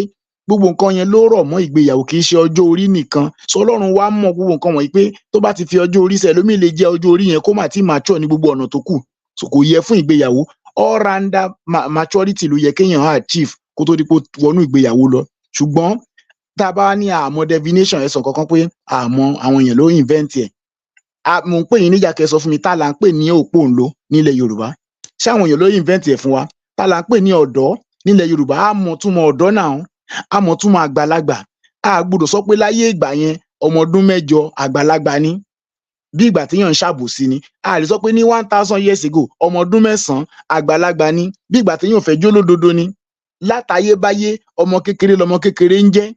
Láti ìgbà tí ìwáṣẹ̀ àgbàlagbà làgbàlagbà ń jẹ́. Ọmọ kékeré ò lè ní kó burúburú kó sọ fún bàbá sọ fún ọmọ rẹ̀ pé ó dọwọ́ ọmọ òun lọ́rùn. Àgbàlagbà ò lè dọmọ kékeré, ọmọ kékeré ò lè dàgbàlagbà. Kàtígórì wà. So tẹ́ bá lọ ń defend pé fẹ́ show pé ànábì ìfẹ́ Aisha pé ó mature kìíní kan, rárá kò sí. In fact àgbàláyè láti fi ọmọ láńgidi ṣeré nítorí pé kò ṣàgbàlagbà. Ẹ jẹ́ kí n dánu dúró bẹ́ẹ̀ kí n lè fún arákùnrin TMD náà ráyè káwọn náà sọ̀rọ̀ fún ìṣẹ́jú díẹ̀ lórí ọ̀rọ̀ yìí. So àtúlẹ̀ bí a ká tó nǹkan tá a máa ṣe lẹ́yìn. Arákùnrin TMD, go ahead. Hello, mo lérò pé ń gbọ́ mi. Kétékété. Ok, ẹ ṣé tí ẹ fún mi ní àǹfààní. Ẹ jọ̀ọ́ kó tó di pé mo tẹ̀síwájú, FSP má bá mi ṣe canvas fún presentation tí mo fẹ́ ṣe. Ṣé lálẹ́? No. A ṣe later. A máa ṣe later. Mi ò tí prepare slide nìkan. So ẹ má bá mi ṣe so that I will be able to put it on my pause screen. Then àwọn ẹ̀rí gbogbo tá a máa display. Ó wá ṣe ní láàánú pé ẹ sọ wípé Yorùbá nìkan, pọ́nbélé nìkan la máa sọ. Ẹ lè sọ ìbò bọ̀ kó má pọ̀ jù, kó má jẹ́ òun lẹ́wà dálẹ̀ wúruwúru sóye yín. Ẹ sì ìbò náà ẹ mix ẹ bí dókítà ṣe ní ẹ mix ẹ, kò sí problem. Àwọn míì ní pé àwọn ẹ̀rí náà ọ̀pọ̀ ìgbà ló máa ń jẹ́ pé èdè Yorùbá ló máa ń wà. Àwa kò ṣe máa translate. Alright, lálákọ̀ọ́kọ́ ẹ ṣé tí ẹ fún mi ní àǹfààní. Mo dẹ̀ dúpẹ́ lọ́wọ́ dókítà tí a máa jọ engage, so at least ó yẹ kó ti mọ̀ pé a tá máa rọ̀rọ̀ sọ ṣá lórí ọ̀rọ̀ tó sọ. Lákọ̀ọ́kọ́ lórí ọ̀rọ̀ ti idea wípé kò sí verse kan nínú Bible tó sọ wípé ọjọ́ èjì báyìí nìkan máa marry. Bó tilẹ̀ jẹ́ pé ó fẹ́ lè fara jọ òótọ́, ṣùgbọ́n kì í ṣe gbogbo rẹ̀ ló jẹ́ òtítọ́. A lè má lè sọ pé verse sọ pé tọ́mọdé bá ti pọ́mọdé báyìí ni kó marry o, no, a lè má rí i. Ṣùgbọ́n a ní àwọn tó ń pè ní hints nínú Bíbélì tí ó fi ara hàn wípé bí wọ́n ṣe ń marry òun lélẹ̀. Tá bá bẹ̀rẹ̀ látàyè Ádámù àti Éfà, a rí i pé Ọlọ́run ò dá wọn ní ọmọ òpóǹló àbí ọmọ kékeré láti dàgbà, láti máa dàgbà láti tó máa sọ pé wọ́n ní èjì kan tí wọ́n fẹ́ra wọn. Wọ́n ti jẹ́ ẹni tí ó tó bọ́ lójú ọ̀ tó wò kó tó di pé wọ́n di ẹni tí Ọlọ́run dá wọn. Àwọn ọmọ tí wọ́n dẹ̀ ń bí lẹ́yìn wọn, wọ́n fún wọn ní àǹfààní láti wà ní lineage, ní ipa tí wọ́n ṣe ń dàgbà, wọ́n dẹ̀ ṣe tí wọ́n ṣe ń fẹ́ ìyàwó. Nígbà tá a dénú ìwé Nọ́mbà, a rí tí Ọlọ́run fún kátólì di pé ìgbà yẹn ẹjẹ́ sọ wípé Ọlọ́run fún àwọn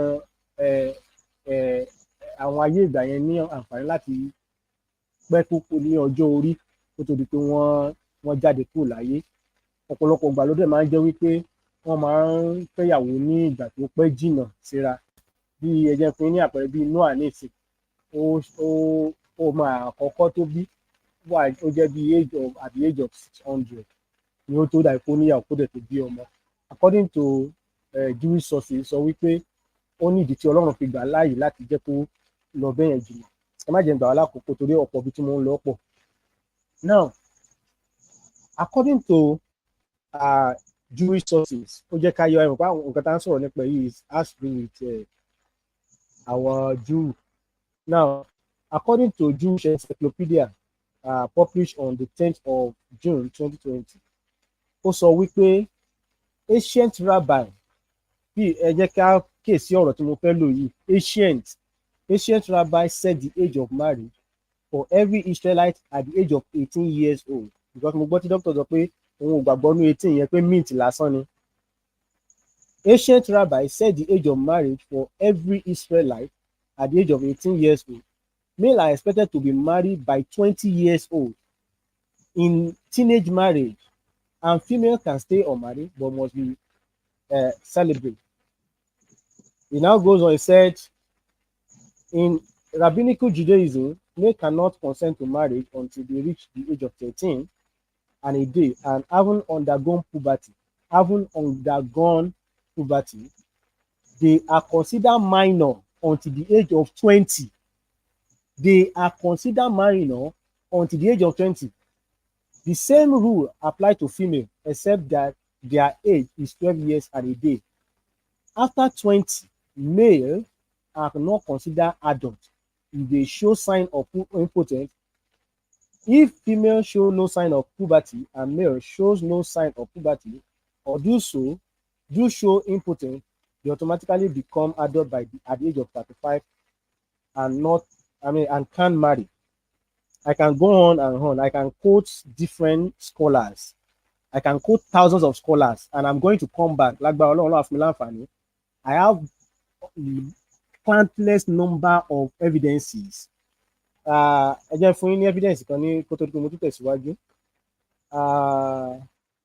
Jewish scholar kan ó kọ̀wé ó ní pè ní ìwé yẹn ní marriage in antiquity. Tylon ló kọ. I can ẹjọ́ wo bí mo ti lè get it kíákíá. Ẹjọ́ bí mo lè get it. Okay. So his name is Michael L. Stallone. In his book Jewish Marriage in Antiquity. Tí yóò kó tó di pé data bá parí màá try àti look màá wá ìwé yẹn màá gbé sójú screen so that ẹni tó bá fẹ́ rà ó lè rà ní Amazon. Very expensive but you can buy it. Ó sọ wípé ó sọ̀rọ̀ nípa rabbinical Titanic age and he was talking about bóyá kí n kàn summarize it, then I can ìjọ tá a bá fẹ́ ṣe presentation I will bring it up on the screen. Ẹ jẹ́ summarize torí àkókò. Ó ń sọ̀rọ̀ nípa pé during the rabbinical time of late second century, usually very close to end of 4th century, because generally in Roman world, because it is the custom of the Rome láti fi àwọn ọmọ wọn fún láti bẹ̀tú ọmọ wọn fún marriage at the age of 12 plus and ọmọkùnrin wọn at the age of 14. So people that live under the Roman world also adopted the custom of marriage. But does that mean that they marry at the age of that exact age? No. Michael Stallone explained that they were first betrothed, and when they betrothed them to marry, wọ́n fún ọkọ wọ́n ṣe bí láàlè pé náà tá máa ń pè ní bí courtship ló máa ń jẹ́ kudishin also. Wọ́n máa fún ọkọ temporarily. Wọ́n á jẹ́ kí wọ́n ìbádọ́rẹ̀ẹ́. So but obìnrin sì ń gbé nínú ilé bàbá ẹ̀ until ìgbà tí ọkọ yẹn máa nídìí àti lọ. Ó máa nídìí àti kọ́kọ́ according to one rabbi ó state stage by stage tí wọ́n máa ń lò ní Jewish custom kó tó di pé ẹnìkankan lọ. Even doctor ń sọ̀rọ̀ nípa pé wọn kì í rẹ́dì báwa ṣe rẹ́dì láyé òsì di òní. Irọ́ ní Jewish setting ó yàtọ̀. They were vast in education. Wọ́n ń kàwé. One of the things tó gbọ́dọ̀ ṣe ni pé ó gbọ́dọ̀ kọ́ lọ fún Torah school tó dàbí elementary school wà láyé òde òní. Lẹ́yìn náà ó máa lọ sí mission ẹni sùúrù ẹ̀jẹ̀ má bínú. Ó máa lọ sí missionary school ó dẹ̀ máa lọ sí midrash school. So bẹ́ẹ̀ náà dẹ̀ ni àwọn ọmọbìnrin wọn. I can quote that rabbi for you to state it. And at the age of 18 ó gbọ́dọ̀ ṣe ó gbọ́dọ̀ marry. Wọ́n wá sọ wípé ẹni tí kò bá ọkùnrin nínú wọn tí ò bá fẹ́ ìyàwó by the age of 20 is considered cursed. and fún àwọn ọmọbìnrin wọn the same thing ó state ẹ̀ bẹ́ẹ̀. Náà àwọn tí mo fẹ́ sọ ni wípé marriage ìgbéyàwó láàárín ọkùnrin sí obìnrin ní ayé ìgbà yẹn bó lè yẹ pé àwọn méjì máa young they were not wọn ń ṣe ọmọ òpó òǹlo wọn ń ṣe ọmọ tí ò ti gbàlágà post puberty ni wọ́n jẹ́ and age wọn máa ń age bracket ni wọ́n máa ń jẹ́ láti fẹ́ra wọn bíyà bí ọkọ lè jẹ́ bí 18 kíyàwó jẹ́ bíyà bí 16 ọkọ lè jẹ́ bí 20 kíyàwó jẹ́ bí age mate pẹ̀lú ẹ̀ ó lè jẹ́ bíyà ọdún méjì ló gbà lọ́wọ́ ara wọn bó ṣe máa ń fẹ́ra wọn nìyẹn. A ò rí kà níbi tí wọ́n ti sọ wípé bàbá 40 bàbá 50 wá fẹ́ ọmọ ọdún mẹ́fà. A rí ibi tí wọ́n ti sọ ní Jewish custom pé bàbá 70 ó wá fẹ́ ọmọ ọdún mẹ́sàn-án. Kò síbi tí ó wà rárá because you can't marry at that age. You can't marry at that age because you are considered out of it unless you are now you are out obsolete.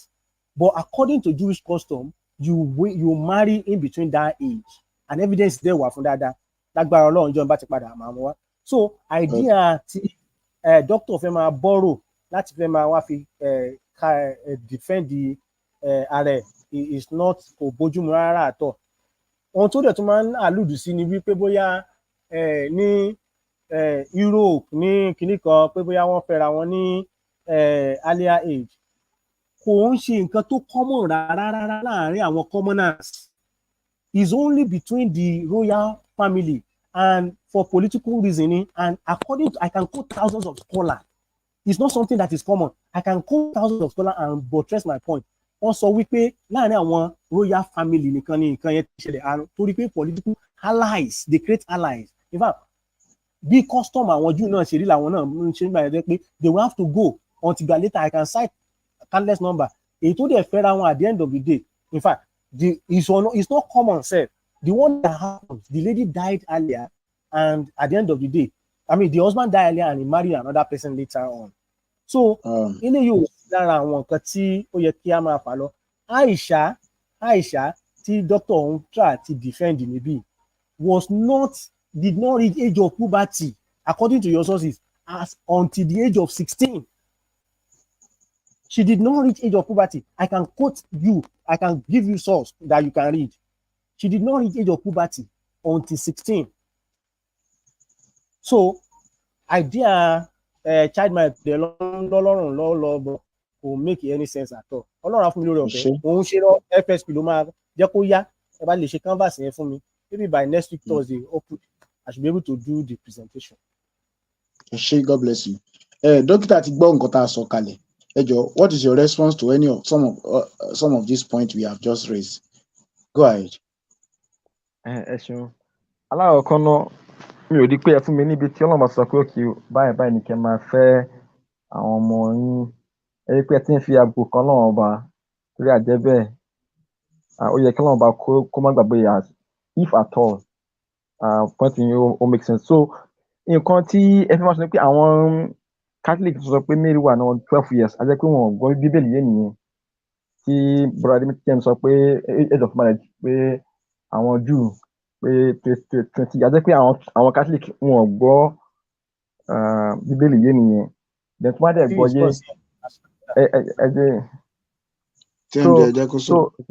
so tabana àwọn Christian tó máa gbọ́ Bíbélì yé kí ni objection wọn ní àsìkò yẹn? There was silence. Nobody wrote against that in that's the contemporary time when they were writing this thing about Mary. So my question to them was that why was there that silence? It's because they understand the Torah. That was why they wrote the same, because Mary was Jewish. They know in fact, if you go to James commentary, these are Christian, please. James commentary on Ezekiel 16, verses to 9, you see that it says, let me quote what he says, very, very vivid. It says, and your thing here is grown, is a euphemism expressing of puberty, which is in female was about 12 years old in Jewish culture. So this is James commentary on Ezekiel 16, verse 7. So these are Christians saying what But I'm surprised you are saying that there was a rabbi that says, okay, the age of marriage should be 20 in Jews. That is very, very unprobable. I don't, I don't believe it. Then secondly, what TMD was saying was that, okay, the prophet should be the best example. No, what should be asking is God should have given us a time so that nobody will violate. But for me, what prophet did was for all time, and I've explained much like me as coaching, they will respond to their own time. So if you also respond to our own time, we are emulating. Like I said, it doesn't make sense for me to be responding to a circumstance that is not happening now. If I'm doing so, I'm not following him. But because he was only going along with his own time in the way that benefited them socially, like I said, if Muhammad has said that okay, the age of marriage should be 18 at that time, they would have said, okay, look, our females they are already ready for marriage, and you are saying they should wait for how many years? What you brought is something that so they also blame him for bringing something new, just the same way you're now blaming him for responding to what was the norm at his own time. So if we today we are maybe extending the age of our girls today, it's because of the for example, if female wants to thrive today now socially, she has to undergo many things, including going to college. So those things consume time. So we are responding to our own time, just like so nothing wrong. In fact, he's a best example because he was responding to his own time, just as we are doing for our own. Muhammad did not respond to our own circumstance now. So why would he respond when that was not the circumstance at his own time? So we are emulating him by doing what he was doing, responding to your own norms. Then what Fulani said was that okay, six. No, please, I would like you to be always try to explain to the also that you don't confuse them. He married her at 6, but he never lived with her at that. He was still living with her parents. It was until she was 9 before she was taken to her husband's house. And at that time, a 9-year-old girl, as of that time, but in their own norms, is a woman. And I can prove to you that even in the 80s, in Delaware, USA, the age of consent of marriage was still 8-9. Please tell me that in 18th century in USA that they were still in darkness at that time. Please tell me. Delaware, the same thing. In fact, the English civic law, the same thing, 10, 12 years old. So if you want to condemn what happened in the 14th century, sorry, in the 6th century, please, I would like you to boldly tell me that, okay, all those people in Delaware, in English, all these royals, all these Christians during the Catholic, when they say network, tell me that they too, they were in darkness. That was when you now do justice to Muhammad. If you condemn all those people, including the Christian, the Jew, everybody condemn them. That was when I will now see that, okay, your criticism is making sense. But so long as you want to like take on him alone and don't turn a blind eye to others, I'm not seeing being justice. And finally, you have to extend the same to your own God, because again, we are, like I said, scripture should be clear.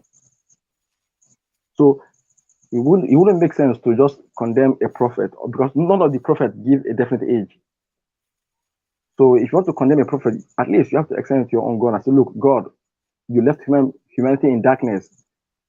You never give it. And like I've explained, there was the reason why there was no specific age. I've explained the reason why. But till now, you haven't explained the reason why God was silent. But okay, but if you say that, okay, God wants us to be following, for humans to be following their own social construct, their own norms, then why are you condemning the Arabs or the Jews or the people in the Delaware who were also responsible? Why are you condemning them if that's what God left for them, like, okay, to do on their own? That's what we call social construct. In the community, they will see that, yeah, this is normal, and they do it. Nobody is doing it with an intent of evil. No, they all see it as normal thing. So if that's what your God left human beings to do, then why are you now condemning humans? Then not saying, okay, God, you left them in darkness. Then finally, let me make my final point here. The final point I want to make here is about the Muslims that want to say, okay, the prophet never did that it was a thing. I can understand, because they find it difficult to defend, because they don't understand how history works, how what do you call it? How did you call it people that study human evolution, how the culture evolved? They don't understand because they don't. So if someone don't understand something, he would like to shy away. But for me, I have taken it boldly, and the reason why I've taken it boldly is because I look at very vividly. These are Christians doing it. These are Jews. These are the Lamare in the 18th. Come on, this must be true. This is why I feel very bold to stand by what my scriptures say, and for me it makes perfect sense. So this is just what I would say. Thank you. Yeah. Okay. Agbọ̀nyin sà, agbọ̀nyin dáadáa, agbọ̀nyin yé. Ṣùgbọ́n I will start with Mary. You are referring to the Catholics. The Catholic sọ wípé Mary was 12. But you did not tell us that in the text you read that you are quoting, they already put a disclaimer. And I will read the disclaimer for you. Under the section marriage, in the same encyclopedia that you are referring to, in the second paragraph, it stated that it will not be without interest to recall here unreliable, though they are the lengthy story concerning Joseph's marriage contained in the apocryphal writing. Now, I can continue to read it long because I don't want to take time. They already put a disclaimer. Will you allow me, doctor, to quote a Muhammadu, not even Dohif this time around, a Muhammadu hadith, fabricated hadith, and used to justify my point about your prophet, and you will not react? If you allow me to quote a Muhammadu hadith and I stand on it and you agree with me that this thing is reliable, even though it's not reliable, you agree that it's not reliable, and I keep quoting Muhammadu hadith, fabricated hadith, to substantiate my point, what would be your reaction? If I now say that I don't believe any other body that will talk after that, even though there is a Sahih hadith, I believe this particular Muhammadu hadith that is the one that is correct. Will you agree with me on that? So Mary wasn't 12. Mary was not 12. In fact, evidence is suggested that she must be around age 17, 18, even if no more than that. There are evidences that suggested that. And I can give you from the book of Luke, there are evidences from that. Number two, another thing you used to, though you did not go there this time around, is about Rebecca.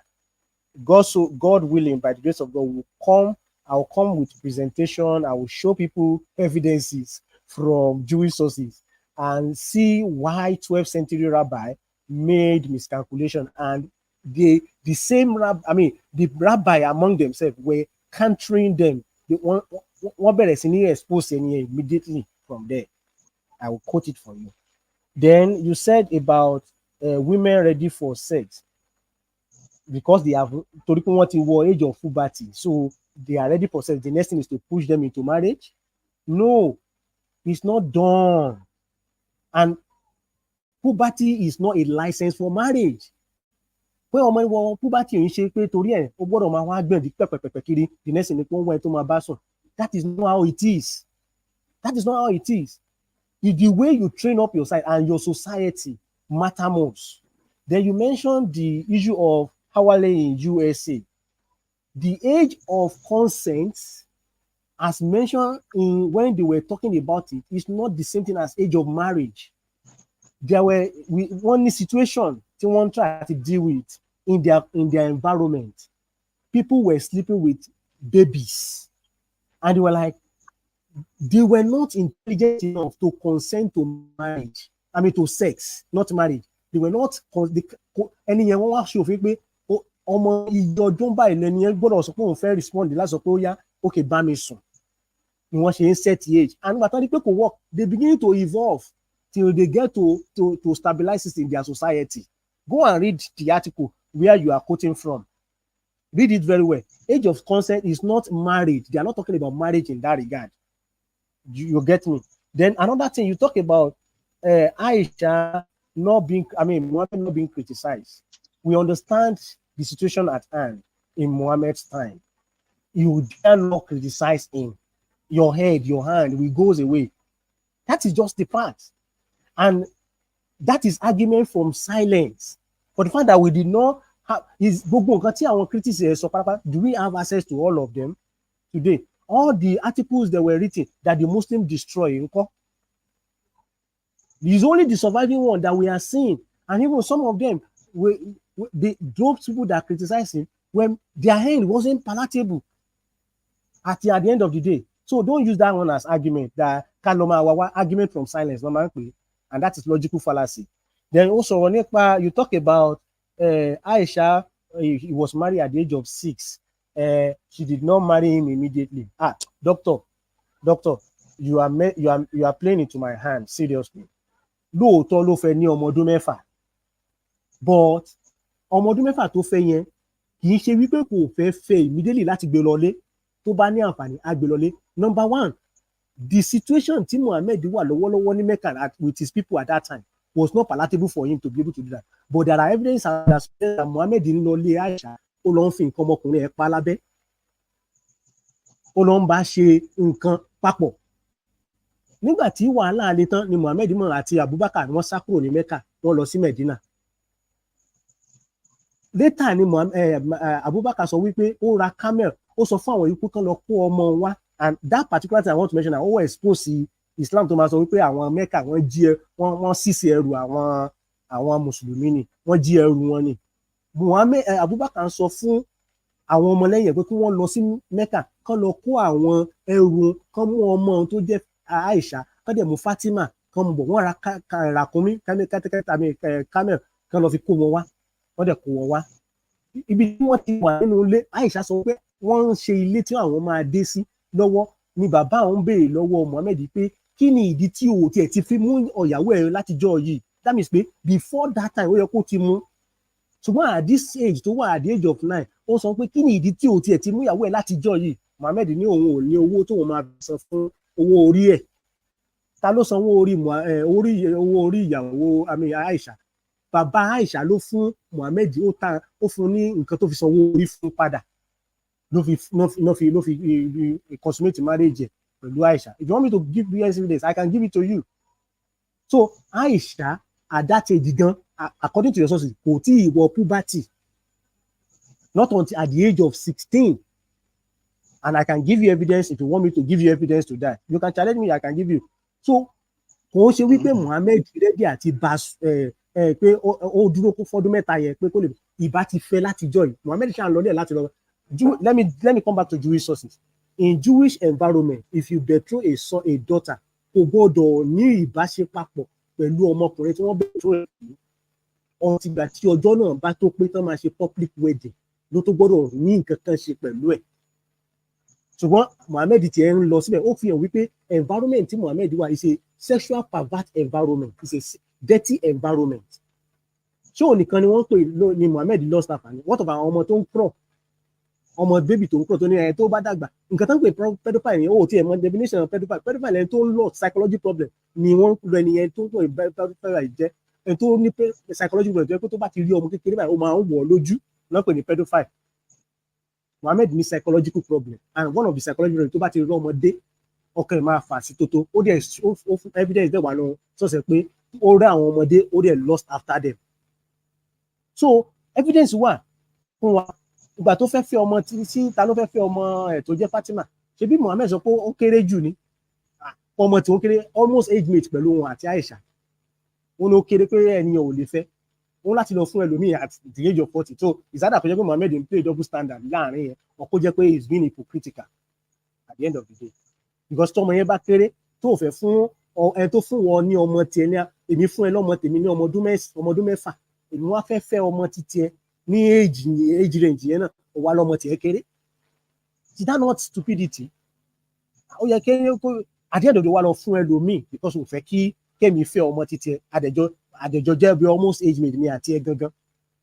It doesn't make any sense in that regard. We will show the evidence to our people if you don't want to go there. And lastly, before I hand over to FSP, we talked about Ezekiel 16. I've read Ezekiel 16 and I've justified it in and out. You quoted a commentary and some other commentary. I've read them. I've read Motika one in and out. Number one that you didn't talk about is that it is not at puberty, it is post-puberty. And what is post-puberty. Number two, only wípé ọmọ tí ó wọ puberty has not grown. Text yẹn ti kọ́kọ́ sọ̀rọ̀ nípa, he's not even talking about sexual activities at all. He's not talking about marriage at all.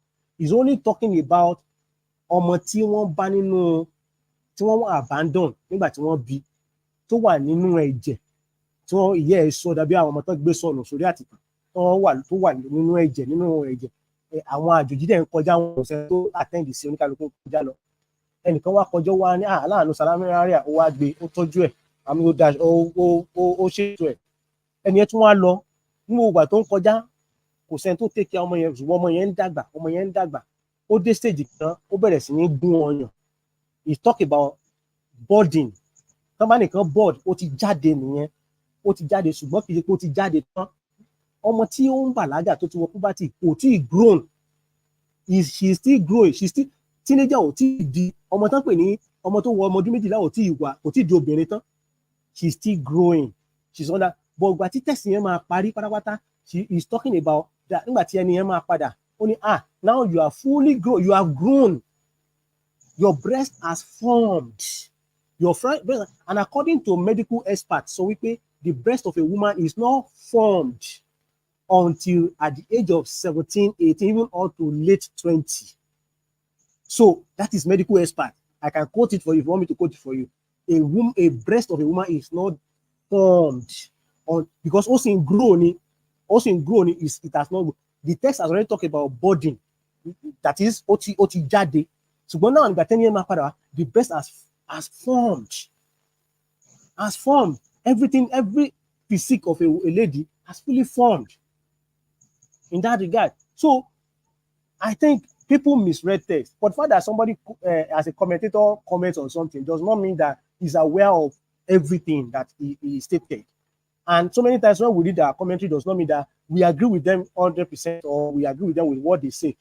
I've read a commentary from a scholar, and at the end of the day, I was like, what is nonsense here? But she did research. Some people somewhere also criticized. They wrote against that commentary that no, this thing is actually out of it. So if it's like a big commentary, you people used to talk about Ibn Sham or what? It's not reliable. Is not even the one that is talking about it. Or you people criticize your scholar too. So if I do, they know what this scholar said is not fully, the person did not fully understand what he's saying, or is not enough. Because we have evidences, if you read the text very well, it's not talking about the emotional puberty or the best. No. And the text does not talk about sex at all. It doesn't talk about sexual intercourse or marriage. It's only talking about how that stranger care for the lady and be a father unto her, not sexual activities. How it took make a covenant of care with that lady. So it's as simple as that. So gbogbo ideology to this be Mary Awale in USA, Aisha 6 and all those stuff, critic of Muhammad, and I don't see anything that should also support your point that then everybody should go for a teenager or somebody who is not ready in terms of mentally mature. And evidence is wípé gbogbo àwọn ọmọ tí even mo ní àwọn Jew tó pé wọ́n marry earlier at the age of maybe 14, 15 tó jóbìnrin in Israel. I have their commentary, their comment. They were brutally, because there is a set in the Jew also, someone push our money to marry at the age of 14, 15. Someone push them. They were complaining that they didn't allow them to mentally explore their mental faculty. They didn't allow them, and they were complaining. Before Israel, I said, no child marriage again. The Jew people should get to this particular age before you can marry. And if people go back and forth within the age in a time, means that they are evolving. They saw the danger in one thing and they are moving away from it.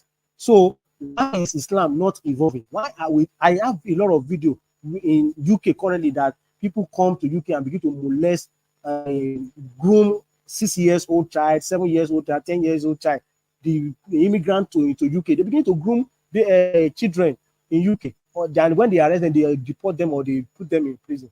So this attitude of looking for a baby to have sex with is a ridiculous or mental problem that people need to go away from. FSP is over to you.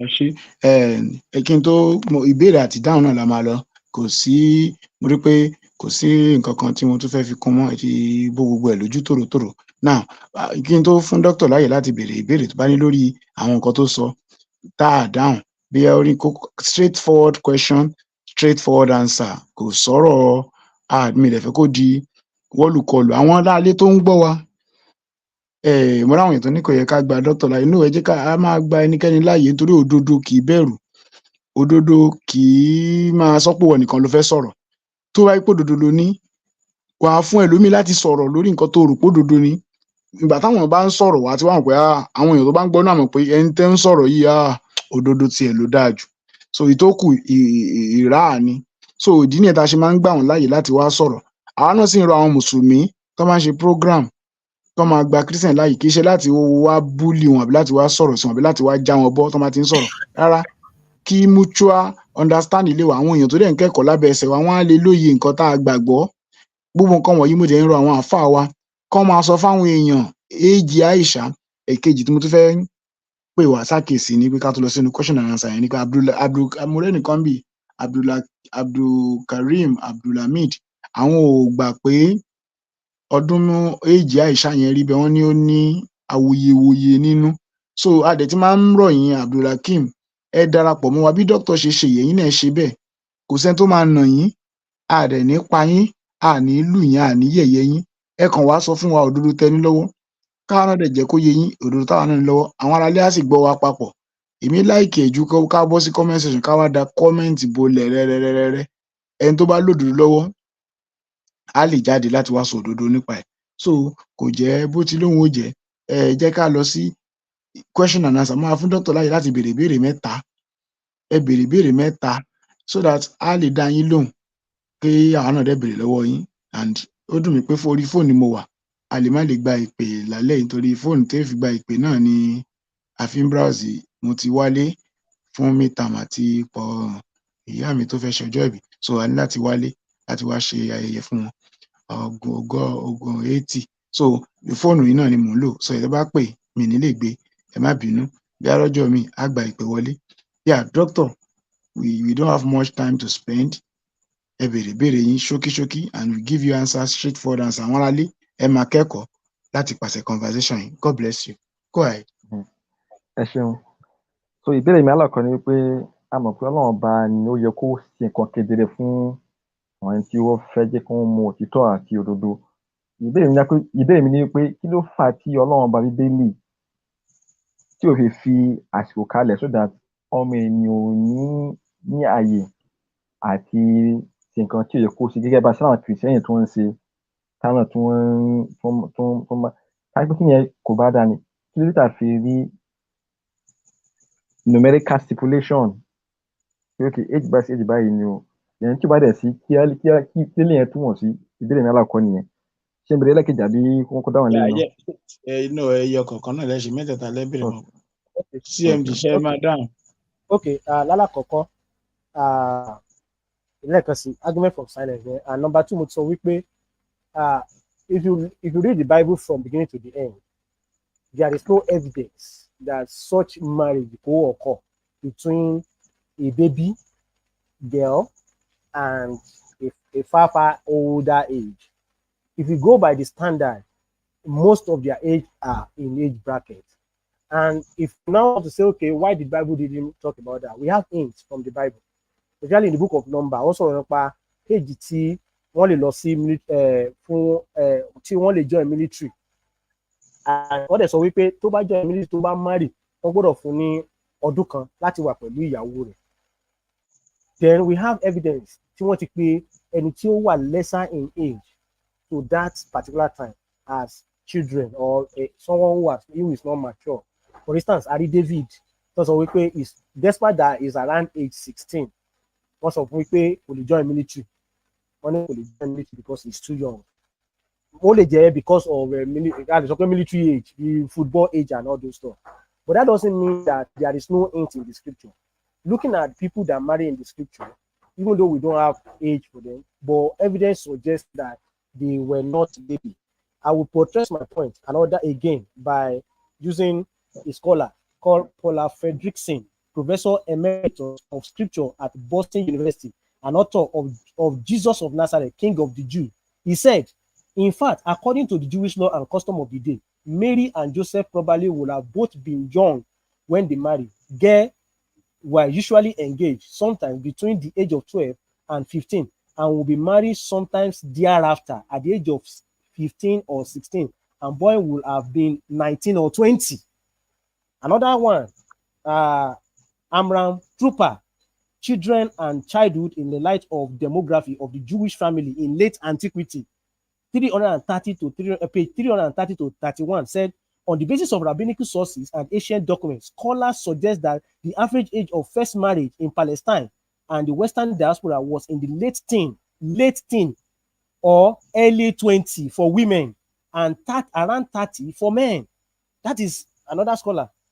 The person I quoted the other time who said the Jewish marriage in antiquity, Michael L. Stallon, on the page 108 said, these sources suggested that in the Palestine and the Western diaspora, Jewish elite men might have typically married around 30 to women who were in their mid-late teen. He continued on the page 106. He said a 20-year-old Jewish woman from Egypt who died while apparently betrothed is described as reaping for marriage like a rose in a garden numbered by a fresh frame. I can continue to read sources. On page 109, he said, the rabbi, we have to assume, knew that their ideal age for marriage did not correspond to what they typically saw around themselves. Now said that he said when rabbis said a girl married at age 12, they were most likely referring to the ideal age, not what typically taking place among them. Then he now stated what I stated in page 109. The rabbis, we have to assume, knew that their ideal age for marriage did not correspond to what they typically saw around them.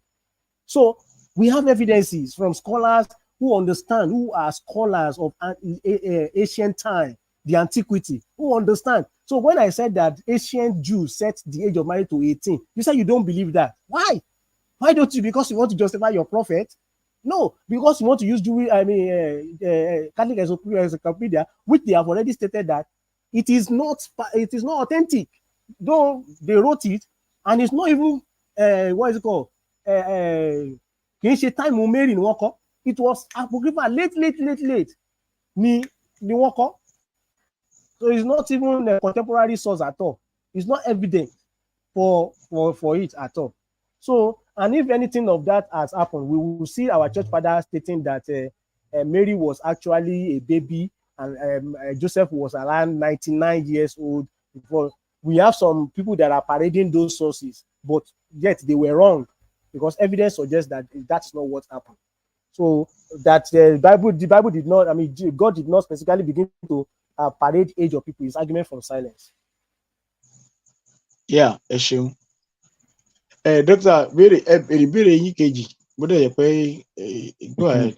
Ìbéèrè mi kejì ni pé ẹ sọ pé àwọn ni pé Jewish source sọ pé they were married in 20. So my question is that ṣé Mary tí àwọn Christian tó fi ọwọ́ ara wọn kọ wípé ó wà ní 12, Joseph dẹ̀ wà ní bí 80 something, ṣé àwọn Christian yẹn tí wọ́n jẹ́ pé àwọn ní Catholic àwọn ni wọ́n pọ̀ jù ní ayé nígbà yẹn, ṣé irọ́ ni wọ́n pa ni mọ́ Mary ni àbí ṣé kíni ẹ̀ kò kí ń ṣẹlẹ̀ ní àárín wọn wọ́n fẹ́ fi kíni ẹ̀ bà Mary lórúkọ jẹ́ ni? Then tó bá dẹ̀ fi bà lórúkọ jẹ́, ṣé ilé ẹ̀ túmọ̀ sí wípé ókè o ó ń ṣẹlẹ̀ láàárín wọn? Then ẹ má gbàgbé o, ẹ sọ pé mọ̀ọ́dúì, báwo lẹ sọ pé mọ̀ọ́dúì ni? Níbo ni líǹkì tẹ́ fi tẹ́ fi ókè o kò tọ̀ dórí ibi tí ẹ kó ti tọ̀ wá, ẹ ò ní èrè. So ṣé òpùrọ́ ni wọ́n ni? So ṣé irọ́ náà kọ kalẹ̀ ni àbí kíni ẹ kò kí ń ṣẹlẹ̀ láàárín wọn but wọ́n kọ́ kún fi borúkọ Mary jẹ́ ni? Then kí ni àwọn objection, ṣé àwọn objection wà at that contemporary objection torí ẹ̀ tí mú wá this no contemporary objection from other Christians to say what you wrote here is not true. So okay, number one, I will state my point again. Number one, I've quoted for you from the same source we are quoting from, which is Catholic Encyclopedia. They've already put a disclaimer that this thing is not authentic. Number two is that you are also they were not contemporaries. People that wrote, anybody can write anything. The people that wrote the Gospel of Barabbas, they were not contemporaries. In fact, many scholars did not take the Gospel of Barabbas as valid. In fact, it was fabricated. Batama himself said it's a fabricated book. Many scholars, I can call many scholars for you that said the Gospel of Barabbas is a fabricated book. Somebody just see somewhere and wrote. People want to feel. See, let me tell you what happened. People are reading scripture. People were now trying to fill in the blank space that they did not see, and they create something that is not there. I can show you many apocryphal books that are not relevant at all. They are not even, nobody will reckon with them. That people have not been writing against that because people don't take it serious. People don't even take it. Maybe I've not even read books about them. I can look for books that wrote against all those things. But the Catholic Encyclopedia already put their disclaimer. They quote that source, but they are saying that it is not authentic. So do you want me to start using what is not authentic to substantiate? And let me now bust your bubbles, Mr. Man. What we are talking about, let's now agree that, Mary was 12 years plus. Let's say 12. So who did she marry to? They said 90-something. The evidence does not suggest that. We can look at the scripture. Evidence doesn't. Look at even external evidence. That is the only evidence that people were pointing to, and it's not even valid at all because the earlier sources did not talk about it. And moreover, even if she was 12 years old, Joseph can't be that ridiculous of age. It's false. That was why the Catholic said this thing is not genuine. And the Rebecca story and no Rebecca story that people used to talk about, I can quote thousands of Jewish sources that counter it. It was first brought about by Rashi in 12th century, and he was doing gymnastics. Even his own son, the son of Rashi, wrote against his father. And you go and read about how they burned the book of Rashi at the end of the day. They were against him. They were angry with him. And let me tell you, I don't know if you know about Talmud very well. There are two Talmud. We have Palestine Talmud, which they call Jerusalem Talmud. We have Babylonian Talmud. They wrote them separately. They didn't write them at the same. I mean, they don't know that all of them are writing something. They were debating among themselves in Jerusalem. Some people are debating among themselves outside Jerusalem, and they were writing something that later on, when they saw each other and they were talking about it, they were countering each other, and they still wrote it in that place. So when you quote a source in Jewish source, you don't stay there. You read further. You see a counter argument. You see another rabbi say, no, this thing is ridiculous. No, this thing is not good. So when you quote some sources and you just think that is the evidence you have, no, I don't go do by that. And you can come and watch my presentation when it is ready. You'll be shocked, and you will not try to use it again. You will not even like to use it again. Stay on your prophet that married Aisha at the age of 5, and was having sexual relationship with her, even though not directly. He was just using his penis to touch his private part so that the whole vagina can be softened and be easily to penetrate, because she's not ready for marriage. Sex at that time. He was just preparing the baby to be able to have sex. So if he is successful at that time to go in, he will have done something else with that baby at that time, even at the age of 6.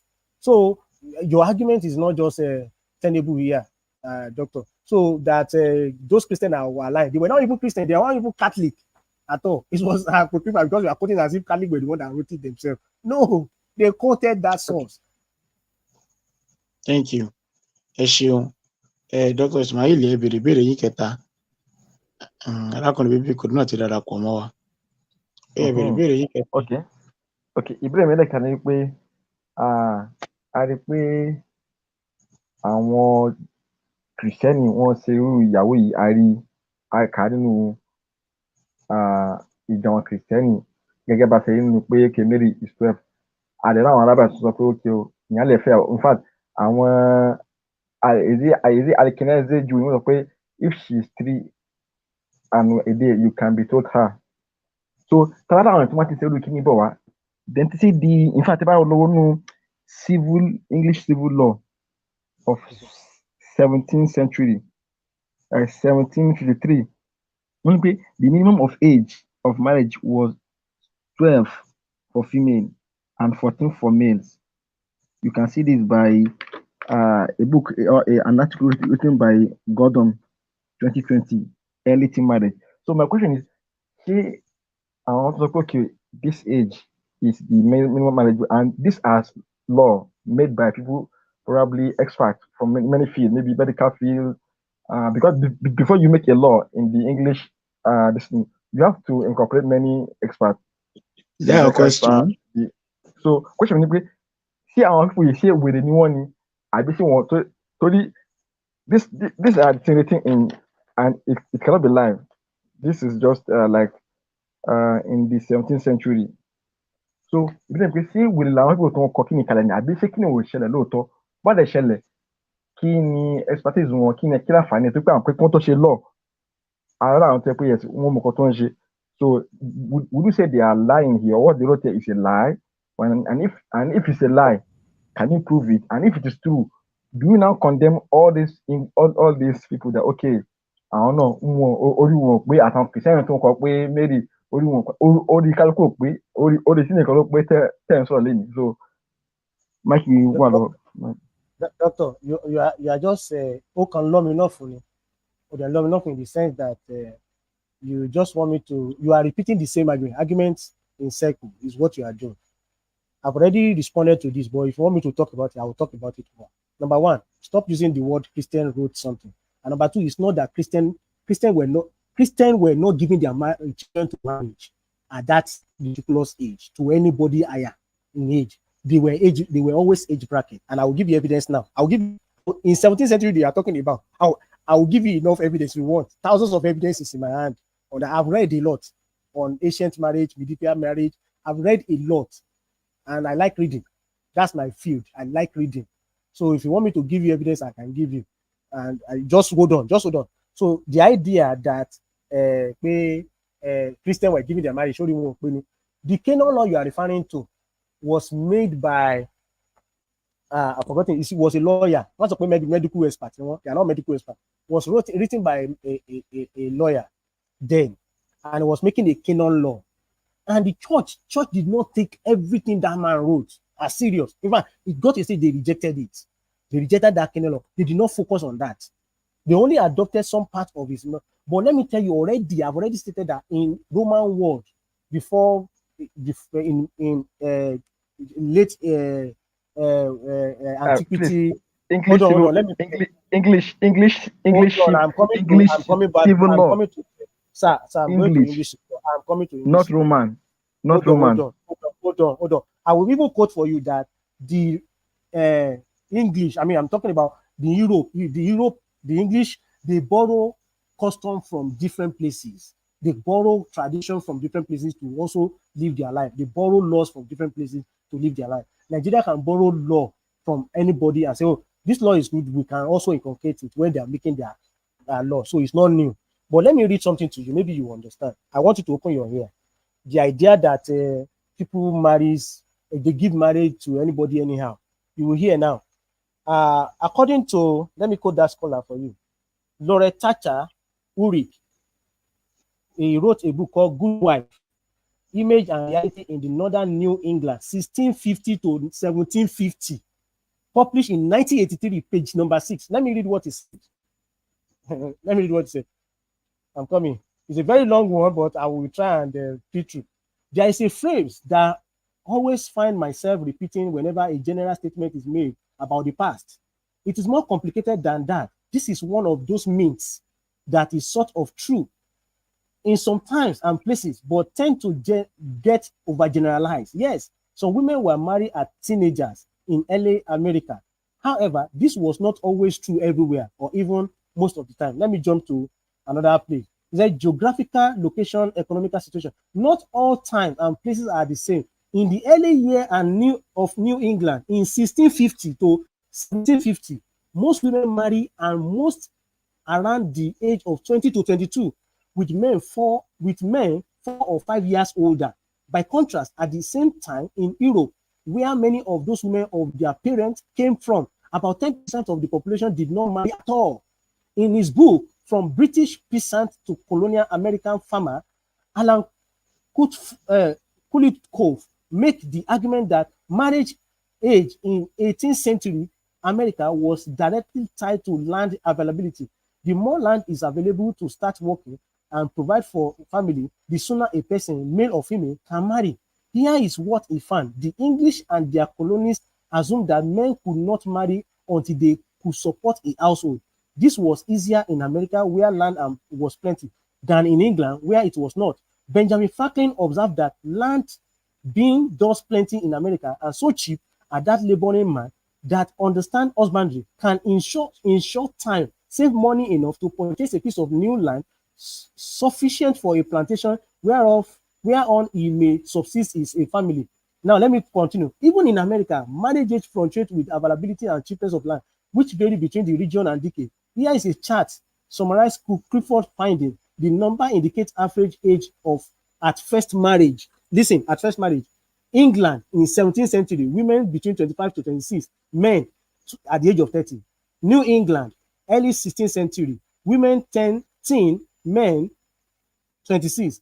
New England, late 16th century, women 20, men 25.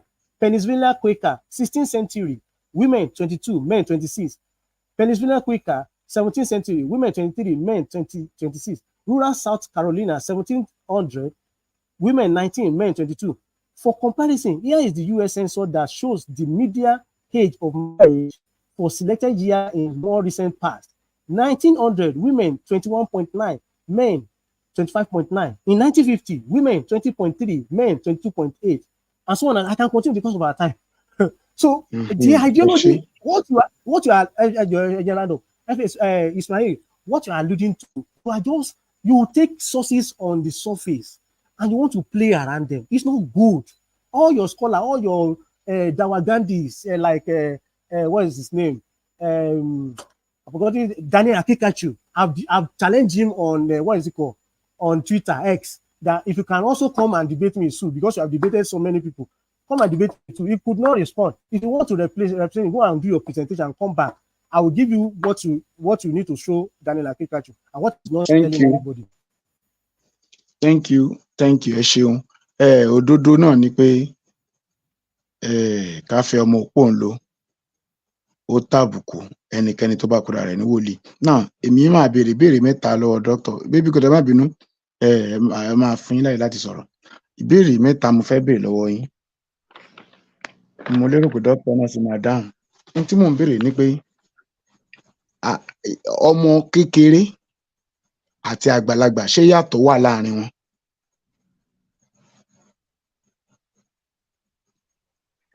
Okay, ṣé ìbéèrè yín yẹn? Bẹ́ẹ̀ni. Okay. Ọmọ kékeré àti àgbàlagbà ìyàtọ̀ wà láàrin wọn. Ìyàtọ̀ dẹ̀ sì ní kì í ṣe nọ́mbà la fi ń dá mọ̀, but ìṣe ara la fi ń dá mọ̀. Ọlọ́run ti ṣe àwọn kan sí wa lára pé yes, wọ́n á máa tọ́ka sí pé okay, eléyìí kì í ṣọmọdé mọ́, eléyìí, but àwọn kan yẹn kì í ṣe ẹyọ ọ̀kan, kì í ṣe méjì, wọ́n tó lóríṣiríṣi. Nǹkan tá a pè ní primary and secondary pubertal characteristic. Àwọn aláṣọ pé okay àti dàgbà. Fún àgbàlagbà, fún obìnrin, number one tó bá ti ń ṣe nǹkan oṣù, number two tí ọyàn ẹ̀ tó bá ti ń yọ, then tó bá tẹ̀ ti ń hu irun ní abẹ́ àti abíyá.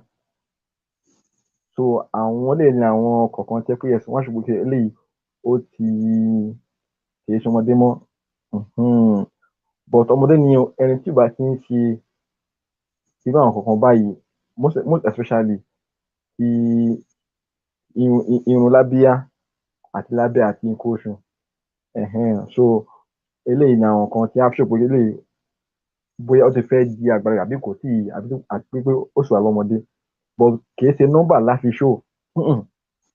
Kì í ṣe nọ́mbà láfi ṣó torí àyàtọ̀ síra wa ló fa tọ́nàmbà tó fi nọ́mbà kalẹ̀, àyàtọ̀ síra wa. Okay. Ẹ jẹ́ kí n béèrè ìbéèrè kejì, mẹ́ta náà máa béèrè. Now, we call it a day. We allow Brother Bibiko to give us his own thought and we call it a day. Now, ìbéèrè kejì ni pé gbogbo tẹ́ ẹ sọ yìí tó fi yàtọ̀ wọn láàrin ọmọdé, mo kọ́ ìrántí kẹ́ sọ pé mental maturity, financial maturity ẹ ó lè fà fún ìgbéyàwó fine ẹ gbogbo tẹ́ fún wa gbà wọlé ẹ fún mi lẹ́rìí ibi tí Aisha ti ní gbogbo nǹkan wọ̀nyí kó tó di pé ànábì fẹ́.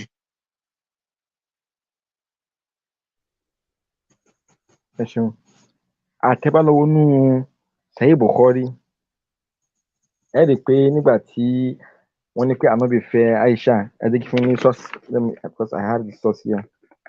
Tọ́lọ́ nú Sahih Bukhari Sahih Muslim hadith 1422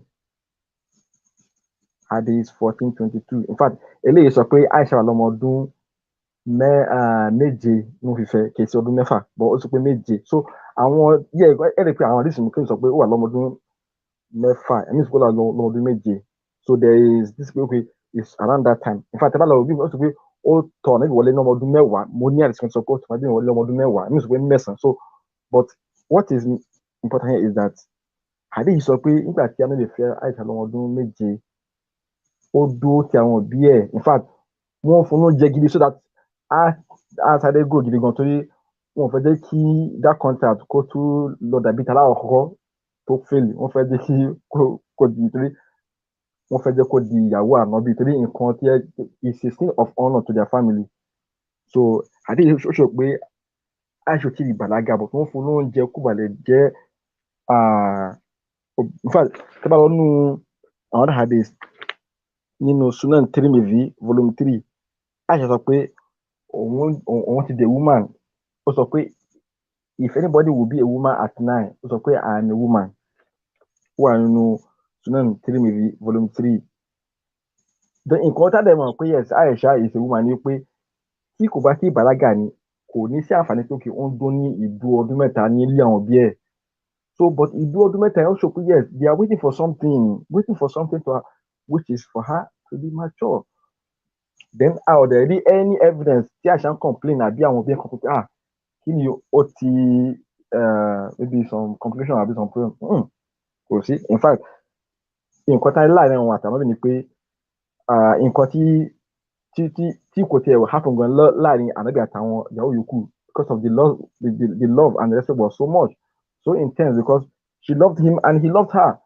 so that cannot be seen as maybe she was undergoing some trauma no in fact she will do something that will require you to even scold her but the prayer will sometimes overlook because he loved her and she loved him that just was very dear so it's a very respectful mutual marriage so these are the evidences I can see but there is no evidence that will say okay Aisha ti ní ọmọ ọyàn báyìí Aisha ti ń fi ọdún why would that thing warrant mentioning as if a woman is like broadcasting her menstruation her forming of breast is that worthy of broadcasting to the world when that's what is natural so that's my answer. Nǹkan tí má gbọ́ yín yé ibi ìparí ọ̀rọ̀ yín ni mo tó rí ánsà tẹ fún mi gbogbo tẹ sọ látàárọ̀ yìí mo ti fẹ́ dá yín lọ́kọ̀ bọ̀ mi fẹ́ kọ́ ẹ má bínú pé mo fẹ́ dá yín lọ́wọ́ kọ́ ò ìparí ẹ̀ ẹ padà sọ fún pé kò sí ẹ̀rí kankan tó sọ pé Aisha ẹni ẹ̀yin ẹ fún wa ní evidence pé ìka ẹni tó nírun ẹni tó ti ń yọ nǹkan tó máa jẹ́ kó dàbí obìnrin àtàwọn nǹkan kan ló máa jẹ́ ká mọ̀ yàtọ̀ láàrin ọmọ kékeré àti àgbàlagbà a ní níbo ni Aisha ti ní gbogbo ẹ̀ ní kò sí tí n bá gbọ́ yín nǹkan tẹ́ sọ ni pé kò sẹ́ẹ̀rí kankan tó sọ bẹ́ẹ̀ pé kò lẹ́tọ̀ọ́ àti kó sọ bẹ́ẹ̀ náà ìbéèrè kẹta nítorí àkókò wa mi fẹ́ kó di wọ́ọ̀lù kọlù ni o mo fẹ́ kẹ́ nítorí àmọ̀ pàṣẹ arákùnrin TMD wọ́n máa fara padà wá ṣàlàyé fún wa yékéyéké lórí àwọn nǹkan wọ̀nyí tá a ṣe presentation lé lórí ẹ̀yin náà dẹ̀ lè wá kẹ́ tó wá béèrè kò sí yọnu now mo fẹ́ káwọn èèyàn ká farabalẹ̀ gbọ́ dáadáa ìbéèrè kẹta rèé kí n tó fáwọn èèyàn mi láyè láti ṣe conclusion wọn now ìbéèrè kẹta rèé doctor lóòótọ́ ni Kùránì ní ànábì ní àpẹẹrẹ rere fún gbogbo ìgbà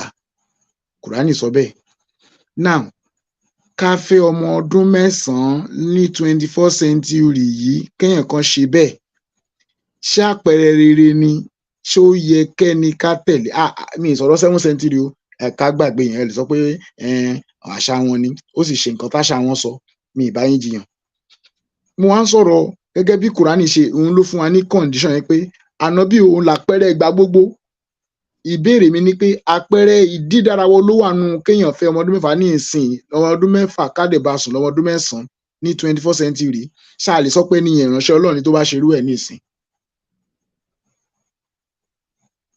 mo ti dáhùn yín tí bá ti farabalẹ̀ gbọ́rọ̀ tí mo ti sọ sẹ́yìn wípé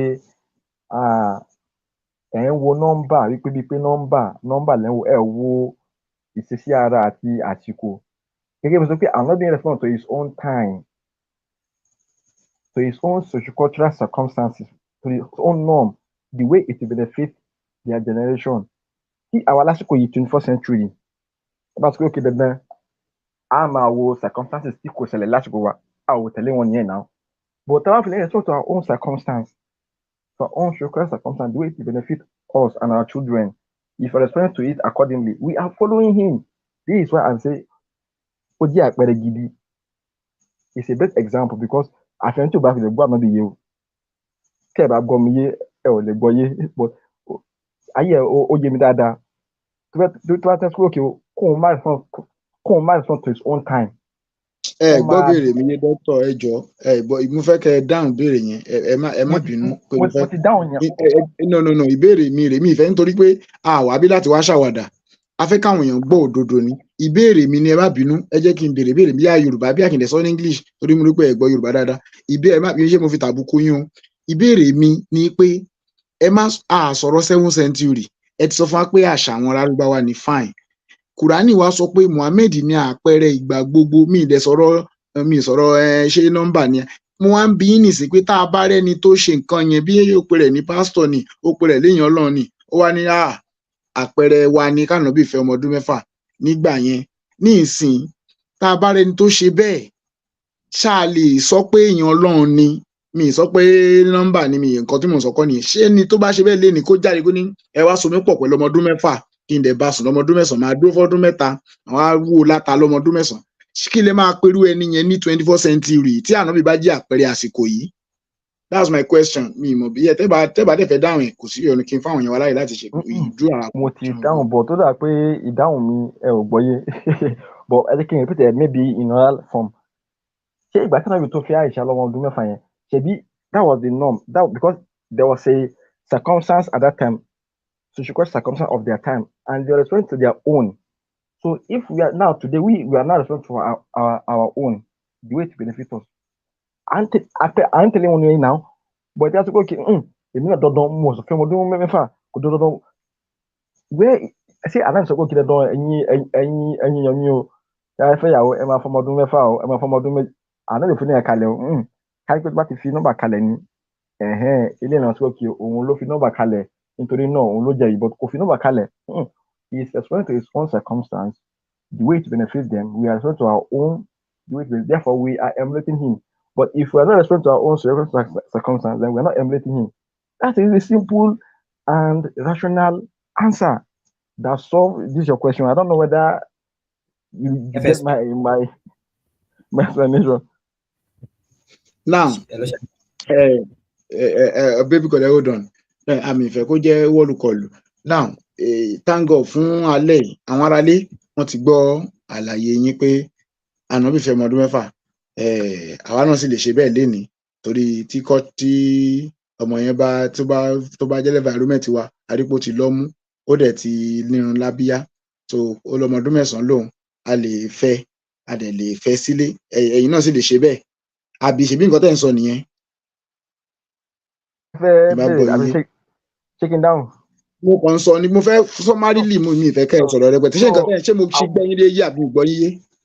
Ṣé ẹ̀ ń bèrè ìṣúra máa dáhùn torí kò tí yé mi ṣé ẹ̀ ń bèrè ìṣúra kí n dáhùn. tí n bá gbọ́ nítorí mo sọ pé ẹ̀ dáhùn béèrè yẹn tí mo béèrè ni pé ṣé ń tẹ́ sọ ni pé ní 21st century mo ń bọ̀ 21st century yìí tá a bá rọ́mọ kan ọmọ ọdún 9 tó ti lọ́mú tó ti nírun lábíyá ṣáà lè fẹ́ gẹ́gẹ́ bí ìránṣẹ́ Ọlọ́run simple question ṣé ṣáà lè fẹ́.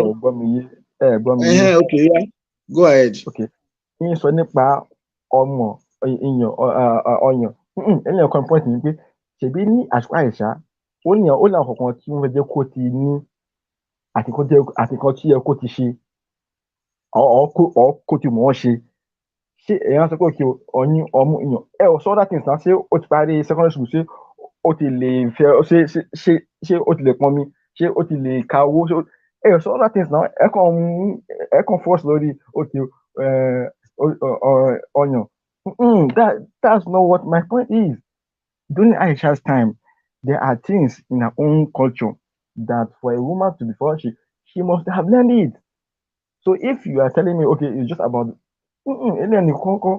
so I understand the that other people, but if you really know where I'm going, you should understand my point here.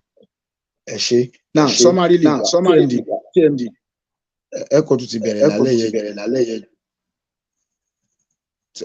TMD, summarize your point and give doctor a summary, and we allow our brother Polly today. Okay. Maybe doctor. Okay.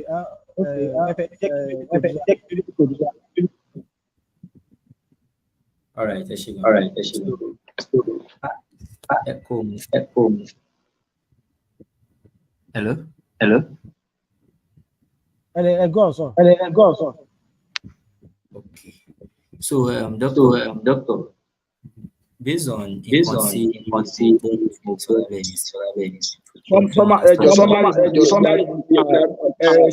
the point you are. You don't want to engage him again. Okay. Summarize the point. Yeah. Ẹ jẹ́ ká mute to microphone wa so that kò ní ṣe. So we just want to summarize the point, and he summarize his own point, and we have our own talk over it. We have our views. Okay, TMD, summarize point. Okay. ẹ má bínú baby coach. Lákọ̀ọ́kọ́ brother Ismail, ojúgbà mi tì mí torí pé gbogbo ìbéèrè tó béèrè lọ́wọ́ yín ẹ dance around ẹ̀ ni kò sí lè tẹ́ ẹ sọ. Ẹ̀yin náà lè lé ẹ́fásì lórí pé ó bá wọ ọyàn, tó bá ti di pé ó dóyàn, ó bá ti ní irun lábíyá, kíní kan pé kì í ṣe èjì ni. Ẹ̀yin náà lè tún wá tì nígbà tó ń béèrè lọ yẹn tún ní ẹ̀yin lẹ́yìn fojú sí gbogbo yẹn, ṣó lè pọn mi, ṣó lè lọta, ṣó lè robẹ̀, ṣó lè ro àmàlà, ìwò tún lè tún ojúmọ́ nìsín. As far as I'm concerned, eré ọmọdé lásán ni gbogbo yẹn. Aisha, gbogbo source tẹ lọ ń kò tì yẹn pé ó sọ pé òun ti di woman. Evidence sọ pé kò di woman until the age, I mean pé kò ní menstruation until the age of 15 or 16. Now, gbogbo tí a ti ń sọ látàárọ̀ ó dá lórí wípé age wo gan-an ni àwọn tẹ́ náà allude sí, age wo ni wọ́n marry ara wọn. A dẹ̀ sọ pé age bracket ni wọ́n marry, a dẹ̀ ti kò tí evidence káàkiri. Ṣùgbọ́n bí tó burú jáì, tó fi burú jáì tá a fi ń sọ̀rọ̀ ní gbogbo ìgbà tó di fọ́lé káàkiri òun ni wípé Muhammad jẹ́ 51 years old, Aisha jẹ́ ọmọ ọdún 6. Ìgbà tó di pé ó ń bá ní àjọṣepọ̀ jẹ́ ìgbà tó jẹ́ 54 years, ọmọ yẹn jẹ́ ọmọ ọdún 5, àmì ọmọ ọdún 9. Tẹ́ bá divide by 9 by 54, that is almost like 6 times of his age. So ti yẹn, so ó jọ ohun tó gbà lójú ti ṣe Muhammad ò rẹ́ lómi tó lè fẹ́ níbẹ̀ ni. Ebi Khadija wọn ló jẹ́ 40 years, even though evidence sọ pé rárá ó tún jẹ́ 28 years. Ṣùgbọ́n ká sọ pé 40 years ni àwọn ìyàwó mi tó fẹ́ ń kọ́. Alẹ́ tó máa jẹ́ pé ó bójútó kì í ṣe Aisha nìkan ló jẹ́ ọmọdé, àmì ló jẹ́ obìnrin ní gbogbo ní àárín yẹn. Tẹ́ pé norms wọn ni, tó jẹ́ custom wọn ni nígbà yẹn. Ó yẹ ká ti ráwọn tó pọ̀ tó ti ṣe irú nǹkan bẹ́yẹn náà, tó jẹ́ pé wọ́n jẹ́ norms wọn. Ṣùgbọ́n evidence tèmi ní lọ́wọ́ ó fi hàn wípé nígbà tí Muhammad ti dàgbà, sexual pervert environment ni ìgbésí ayé ìbálòpọ̀. Àwọn títí dòní gan Arab gan fẹ́ràn ìbálòpọ̀ ẹni a ò ní. Ẹ lọ sí UAE ẹ máa rí wọn bẹ̀, ẹ lọ sí Dubai ẹ máa rí wọn bẹ̀, wọ́n ṣe ń bá àwọn èèyàn ṣe ìṣekúṣe papọ̀. Bọ̀ ohun tí mo kàn fẹ́ fàyọ ń bẹ̀ ni wípé ó gbani lójú tì pé ẹ láti jáde gbangba láti wá máa sọ tọmọdé bá ti gún ọyàn káwọn àti sí marriage. Ó jọ ọmọ tó yẹ kó lọ bẹ̀rẹ̀ iléèwé, ọmọ tó yẹ kó máa fẹ́ kọ́kọ́ ni. Ní Jewish setting ní gbogbo ìgbà tá à ń sọ yìí, ọmọdé máa ń lọ iléèwé, wọ́n máa ń kẹ́kọ̀ọ́, wọ́n máa ṣiṣẹ́ ilé, wọ́n máa kọ́ ọmọ ṣe ń ṣiṣẹ́ ọwọ́ nígbà yẹn. Aisha yẹ ó ti bẹ̀rẹ̀ irú nǹkan bẹ́ẹ̀. So lákòótán ẹ̀yin ará, ẹ má jẹ́ kí ẹnìkankan tì í ṣiṣe láti sọ pé ẹ̀rọ ọmọdé tí ọmọ ọjọ́ orí ẹ̀ òjòkó tí ò ju kankan lọ kán ni ẹ fẹ́ gbé sílé, pedophile náà ń pè nǹkan yẹn o. Anybody tó bá ti lè lost after ọmọdé, psychological problem ló ní, wọ́n dẹ̀ nídìí àti gbé lọ sí ibi tó ti máa lọ gbòòjì ẹ̀ wò. So ọ̀rọ̀ mi ò jù bẹ́ẹ̀ yẹn lọ, kọ́lọ́run kó wà pẹ̀lú wa. Yeah, doctor, summarize your point. Ẹ̀yin ará, ẹ rí i pé mo kàn ṣàtúnṣe báyìí ní ṣe àwọn kìrìsìtẹ́nì wọn ò rí ibi tí Ọlọ́run ọba wọn sọ pé kí èjì báyìí ní kí ẹ máa ṣe àwọn àwọn náà ń ti ọ̀rọ̀ bọ́ Ọlọ́run ọba wọn lẹ́nu. Ọlọ́run ọba wọn ò sọ bẹ́ẹ̀. Ẹni tí wọ́n bá lọ́wọ́ níwèé wọn á rí i pé nǹkan kan náà ló ṣẹlẹ̀ ń bẹ̀ o. Tí wọ́n bá lọ́wọ́ níwèé First Chronicle ẹnìkan tá a pè ní Joash ó wà lọ́mọ ọdún 9 ó di ọba wọ́n dẹ̀ fẹ́ níyàwó méjì. So mi mọ ọba tí wọ́n wà ní ọmọ ọdún 9 báwo làwọn ìyàwó ẹ̀ báwo máa ṣe rí tó máa fẹ́ fún ìyàwó méjì.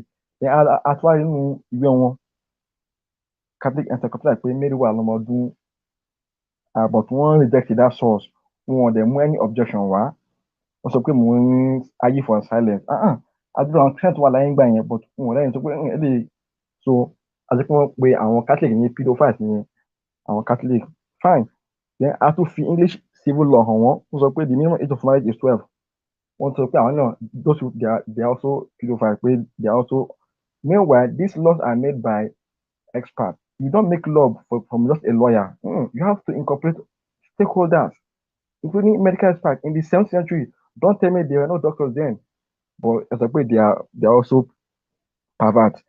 Then I to move and so another one of 44 and 50. Almost million Joseph was paying 90. So even then secondly, there's no way your God says this is the age difference as well. Even though we know it's a factor that should be considered, but the prophet is above that. Yes, he is above that reproach because we know how he related to Aisha, even though the age difference is big, but we know he took her as if they are age mates. Yes, so that's just for that part. So Nyada, our Christian, wọ́n ti ọ̀rọ̀ bọ́ lọ́wọ́ lẹ́nu, but àwọn gbogbo history á rẹ̀ pé history favour not be. But that's why history favour not be. I think Kalku, they are all pedophile. Your Catholic, they are pedophile. The people in the Laware English civil law, they are pedophiles. If you are ready to call them pedophiles, all humanity be fine. But for me, I wouldn't call them pedophiles because I understand how norms and culture and history works. So, Barcelona, Eshu. Hello. Yeah. Bra, baby code, you like professor. Right, scared, don't worry. Yeah, baby code. Go ahead. Make your point. All right, yeah, ẹ ṣé gan. Question wọn fẹ́ béèrè bọ̀ ó dà pé time wa ti lọ. So nǹkan tí mo kàn fẹ́ sọ sí nǹkan tó wà nílẹ̀ in brief òun ni pé first ní apá ọ̀dọ̀ doctor. So when next you are coming, tẹ́ bá rí pé ń bọ̀ ní orí live program báyìí because ẹ mention àwọn sources kan lẹ́ẹ̀kan. Mo mention mo try láti lọ check but mo rí àwọn references àwọn evidence yẹn. Bóyá mo dẹ̀ get àwọn quotations yín dáadáa ni. So make sure pé ẹ ń make reference yín táwọn èèyàn náà lè lọ rí and then ẹ jọ̀ọ́ FSP bá máa quote àwọn reference wọn yẹn so that àwọn lè máa rí pé nǹkan tó ń sọ bẹ́ẹ̀ ni. The second thing òun ni pé there is no single evidence sheges nísìn to show even as at the time of Muhammad nísìn pé àwọn criterias báyìí tẹ list yẹn àwọn criterias táwọn obìnrin gbọ́dọ̀ ní nípé Aisha fúnra ara ẹ̀ nípé ó ní criterias yẹn kò sí single evidence kankan bẹ́ẹ̀ nínú Islamic even Islamic sources for like you can even go into the Quran ẹ lọ sínú Quran kẹ́ sọ pé àwọn criterias wẹ́ kàgbàgbé HY criteria wo lobìnrin gbọ́dọ̀ ní tí Quran lay down sílẹ̀ ṣe bẹ́ẹ̀ sọ pé Quran answer every question so tó yẹ pé tóbìnrin bá ti lè ní àwọn criterias yẹn ó lè lọ lé ọkọ lè bá sùn so criterias yẹn la máa lò láti máa checkmate Aisha bóyá ó tally láti wà ń bẹ̀ àbí kò síbẹ̀ then the next one tí mo fẹ́ sọ is a psychological problem doctor torí Ọlọ́run FSP ń béèrè question kan lẹ́ẹ̀kan pé ṣé ẹ lè emulate Muhammad now you now reinvent the question to give a different answer for him making it to look as if nǹkan tó ń béèrè nǹkan tẹ̀ ẹ̀ answer meanwhile nǹkan tẹ̀ ẹ̀ answer kọ́ ni nǹkan tó ń béèrè now nǹkan tó ń béèrè wọ́n specify here you don't need to bring another thing if you cannot answer that question you say that àmì ò lè answer o ṣé ẹ lè fẹ́ ọmọ ọdún mẹ́fà lénìí kẹ́dẹ̀ bá sùn ní ọmọ ọdún mẹ́sàn-án probably at the age of ẹ wà ní 45 years old or 50 years old ẹ dẹ̀ máa bọ́ ọmọ ọdún mẹ́sàn-án sùn wọn ò béèrè lọ́wọ́ yín pé ẹ̀ ń wo age number àbí ẹ̀ wo age number. No, you just need to answer that question exactly as it was being asked. Bó ṣe béèrè gangan lé ẹ̀kẹ́ ṣe dáhùn ìbéèrè yẹn. So nǹkan tí mo fẹ́ sọ bẹ́ẹ̀ ni then when it comes to the Bible aspect ká ní kí n ṣe pásìkò wa ti lọ even èèyàn tó wá máa join the military from the Old Testament pàápàá tẹ́ bá wo Numbers chapter 1 verse 18 Numbers chapter 4 verse 3 23 30 lọ bẹ́ẹ̀ yẹn ó bẹ̀rẹ̀ láti age of 20 years that you want to become a military personnel ní from the Old Testament standard sef. So ẹ máa rí pé it's not the standard tí doctor try láti fẹ́ invent from biblical standpoint of view. The second thing ni pé doctor ẹ̀ ń ṣe nǹkan kan àmọ́ ẹ máa fi kíní ń fẹ́ rọ gbogbo àwa Christian nù láti ní ká máa understand ó lè má jẹ́ Muslim ó lè jẹ́ atheist ó lè jẹ́ anybody ló ń bá wa argue tàjọ́ ní discussion. So appealing to false authority or fallacies sometimes kò wá okay. Tí èmi as a Christian nísìnyí bá lọ pé tí bá sọ fún yín sìn pé Ahmadiyya Muslim definitely doctor ò rí Ahmadiyya Muslim as a mainstream Muslim. Ahmadiyya Muslim believe ń pé bíbé Jésù ó kàlẹ̀ lórí igi àgbélébù ó wá jí dìde ó lọ sí India. Actually mi ò fọ́ọ̀jì nǹkan tí mo sọ nǹkan táwọn Ahmadiyya believe ni mo ń sọ yìí ni pé Jésù lẹ́yìn ìgbà yẹn wá jí ó wá lọ sí ní India ó wá marry ó bímọ wọ́n dẹ̀ sin síbẹ̀ believe àwọn Ahmadiyya nìyẹn. Tí bá implement standpoint yẹn even tí Quran yóò bá sọ bẹ́ẹ̀ vividly tí bá implement standpoint yẹn fún doctor máa disagree pẹ̀lú mi. Now when you are bringing pé àwọn kan speculate wọ́n sọ pé Mary o age báyìí o Joseph o age báyìí o orthodox view nǹkan yẹn ń kọ́ ṣé bẹ́ẹ̀ ló ṣe rí. That's number one thing you need to ask. And when you are talking about Catholic you don't even know what is Catholic. Catholic is still different from Roman Catholic. You need to get that. Catholic is when the church starts from Acts chapter 2. When after the church, even Acts chapter 2, chapter 12, church is found everywhere. That is a Catholic church. Everybody, gbogbo wa, we are one. That is Catholic simply means universal and general. Now, the evidence then in charge is from Roman Catholic, and I'm not even validating that as true. I am just trying to separate the logic for you to see the differences. Because Roman Catholic ni Catholic leni. Now that Joseph Mary wà ní 12 àbí kìíní yẹn it was a speculation tí àwọn tó sọ gan tí wọ́n sọ wípé nǹkan táwọn ń sọ is a statement of fact. So it cannot be bringing a speculation and assumption as a reality fún wa ní orí show pé so therefore bẹ́ẹ̀ ni standpoint of the Christian view bẹ́ẹ̀ ni Bible ṣe gbọ́dọ̀ agree and accept bẹ́ẹ̀ ni gbogbo wa náà ká gbọ́dọ̀ agree and they accept it. So nǹkan tí mo kàn fẹ́ fi síbẹ̀ ni and then from the history of Christianity we have the church fathers, we have the Augustine, we have the different church fathers lower, we have Tertullians, we have a lot of them. All these church fathers kò sẹ́nikẹ́ni tó fẹ́ ọmọ kékeré nínú wọn pé ọmọ ọdún mẹ́fà wọn á bá sùn lọ́mọ ọdún mẹ́sàn-án. Okay, if I even ask medically, why tí Aisha ò padà wá nọmọ tiẹ̀ náà pé yes ọmọ rẹ̀ at least ọmọ ọdún mẹ́sàn-án ó yẹ kó náà lọ́mọ tó máa ná ọmọ mi rèé o láyé tí mo wà yìí o. But even Muhammad Farah tó ti dàgbà gan ṣe gbogbo ọmọ ìpadà kú mọ́ lọ́wọ́ náà ni. So in a summary nǹkan tí ẹ bá ti lè bring out vividly from the Orthodox Christian view standpoint ẹ má máa mú wá as a fact ṣe ti get nísìnyí and nǹkan tẹ́ bá nílé accept in Islamic format ẹ má máa mú wá ní tó bá béèrè question lọ́wọ́ yín ẹ má máa reinvent the question yẹn fún àwọn èèyàn yẹn ẹ try láti answer it sincerely and if you cannot answer the question sincerely just tell them no problem ọ̀nà yàn sí so nǹkan tí mo kò fẹ́ sọ sí nìyẹn.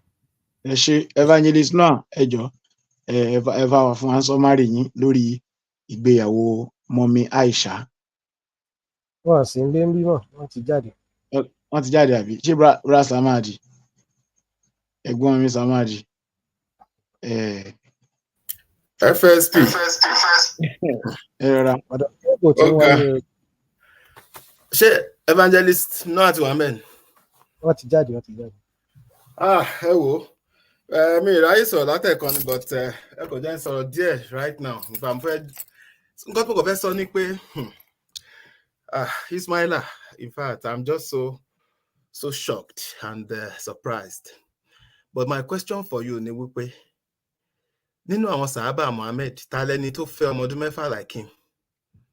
Number 2, ìgbà tí wọ́n ní ọmọ ẹ̀ kí lórúkọ ọmọ ẹ̀ Fatima tí mi mọ which of them tó fẹ́ nígbà tó náà wà ní kékeré, kí ni Muhammad sọ? Gbọ́ mi.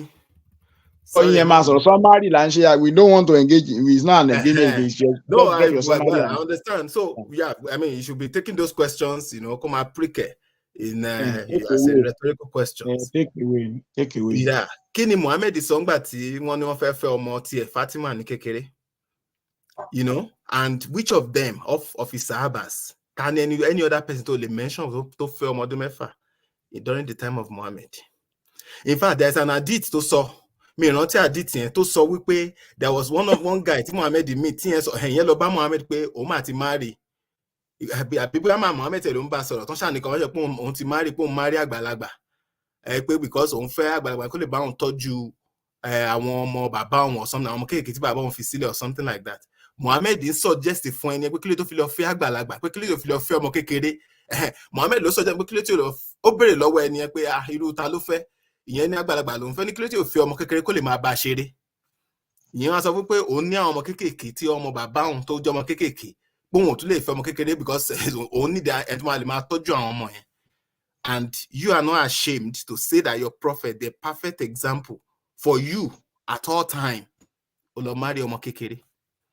I think it's a very shameful thing. Now you are bringing a false parallel. Christianity, Mary is 12 years old, Rebecca not 3 years old. Can't you just be reasonable and think? Ibo ló ti rí pé Mary jẹ́ 12 years old. Ibo ló ti rí pé what's her name? Was it not Rebecca? Yeah. Ipe was 3 years old. One of those Muslim apologists that can defend irọ́. Lelo set up criteria ó gbọ́dọ̀ ti lọ́mú, ó gbọ́dọ̀ ti jáde secondary school. Ṣé ọmọ 6-year-old 9-year-old ti ń jáde secondary school ni? Àbí at least I heard you pé ó gbọ́dọ̀ jáde secondary school. Ṣé ọmọ 6-year-old 9-year-old ń jáde secondary school? I had a 9-year-old tí máa wọ ọmọ ẹ̀ máa kọ́ máa wò pé ṣé ọmọ kékeré báyìí ni Muhammad dẹ̀ lọ ṣé mi lè release ọmọ 9-year-old fún anybody láti go and marry? In fact, mo gbẹ́ nìkan sọ pé ní anybody bá lọ tó bá molest ọmọ like that, ipò máa shoot ẹ̀ ni. So that means no, it's a fact. If you come to mess up with my daughter, he was going to kill the person, and that's the person that you are taking as your own example. I think it's a very shameful thing that you should be ashamed of yourself for following such a person. Don't claim prophet. And in fact, it's so shameful. It's so annoying. Why would you embrace such a person and you say that's your prophet, for God's sake? I mean, for me, it's just irritating. And among other evil things, tẹ́ni tó wà náà àkọsílẹ̀ tẹ́yìn Muslim kọ ipò ṣe. Mo ń gbọ́ Adégún àlánà. In fact, mo tẹ̀ ṣe ń gbọ́ ilé nìgan tó ń treat life Muhammad. Tó ń sọ gbogbo àwọn ọ̀sọ́ kọ̀ọ̀kan. In fact, gbogbo nǹkan tó náà ó ti rí pé gbogbo reality yẹn wà ń bẹ wá sọ ó sọ statement kan ní ó ní nǹkan tí pé wọ́n ti ba nǹkan tó fi ba prophet àwọn jẹ́ nìyẹn. He mentioned pé àwọn ba prophet àwọn jẹ́ wọ́n mess up pé torí nǹkan táwọn alùsùnà tẹ́ kọ́.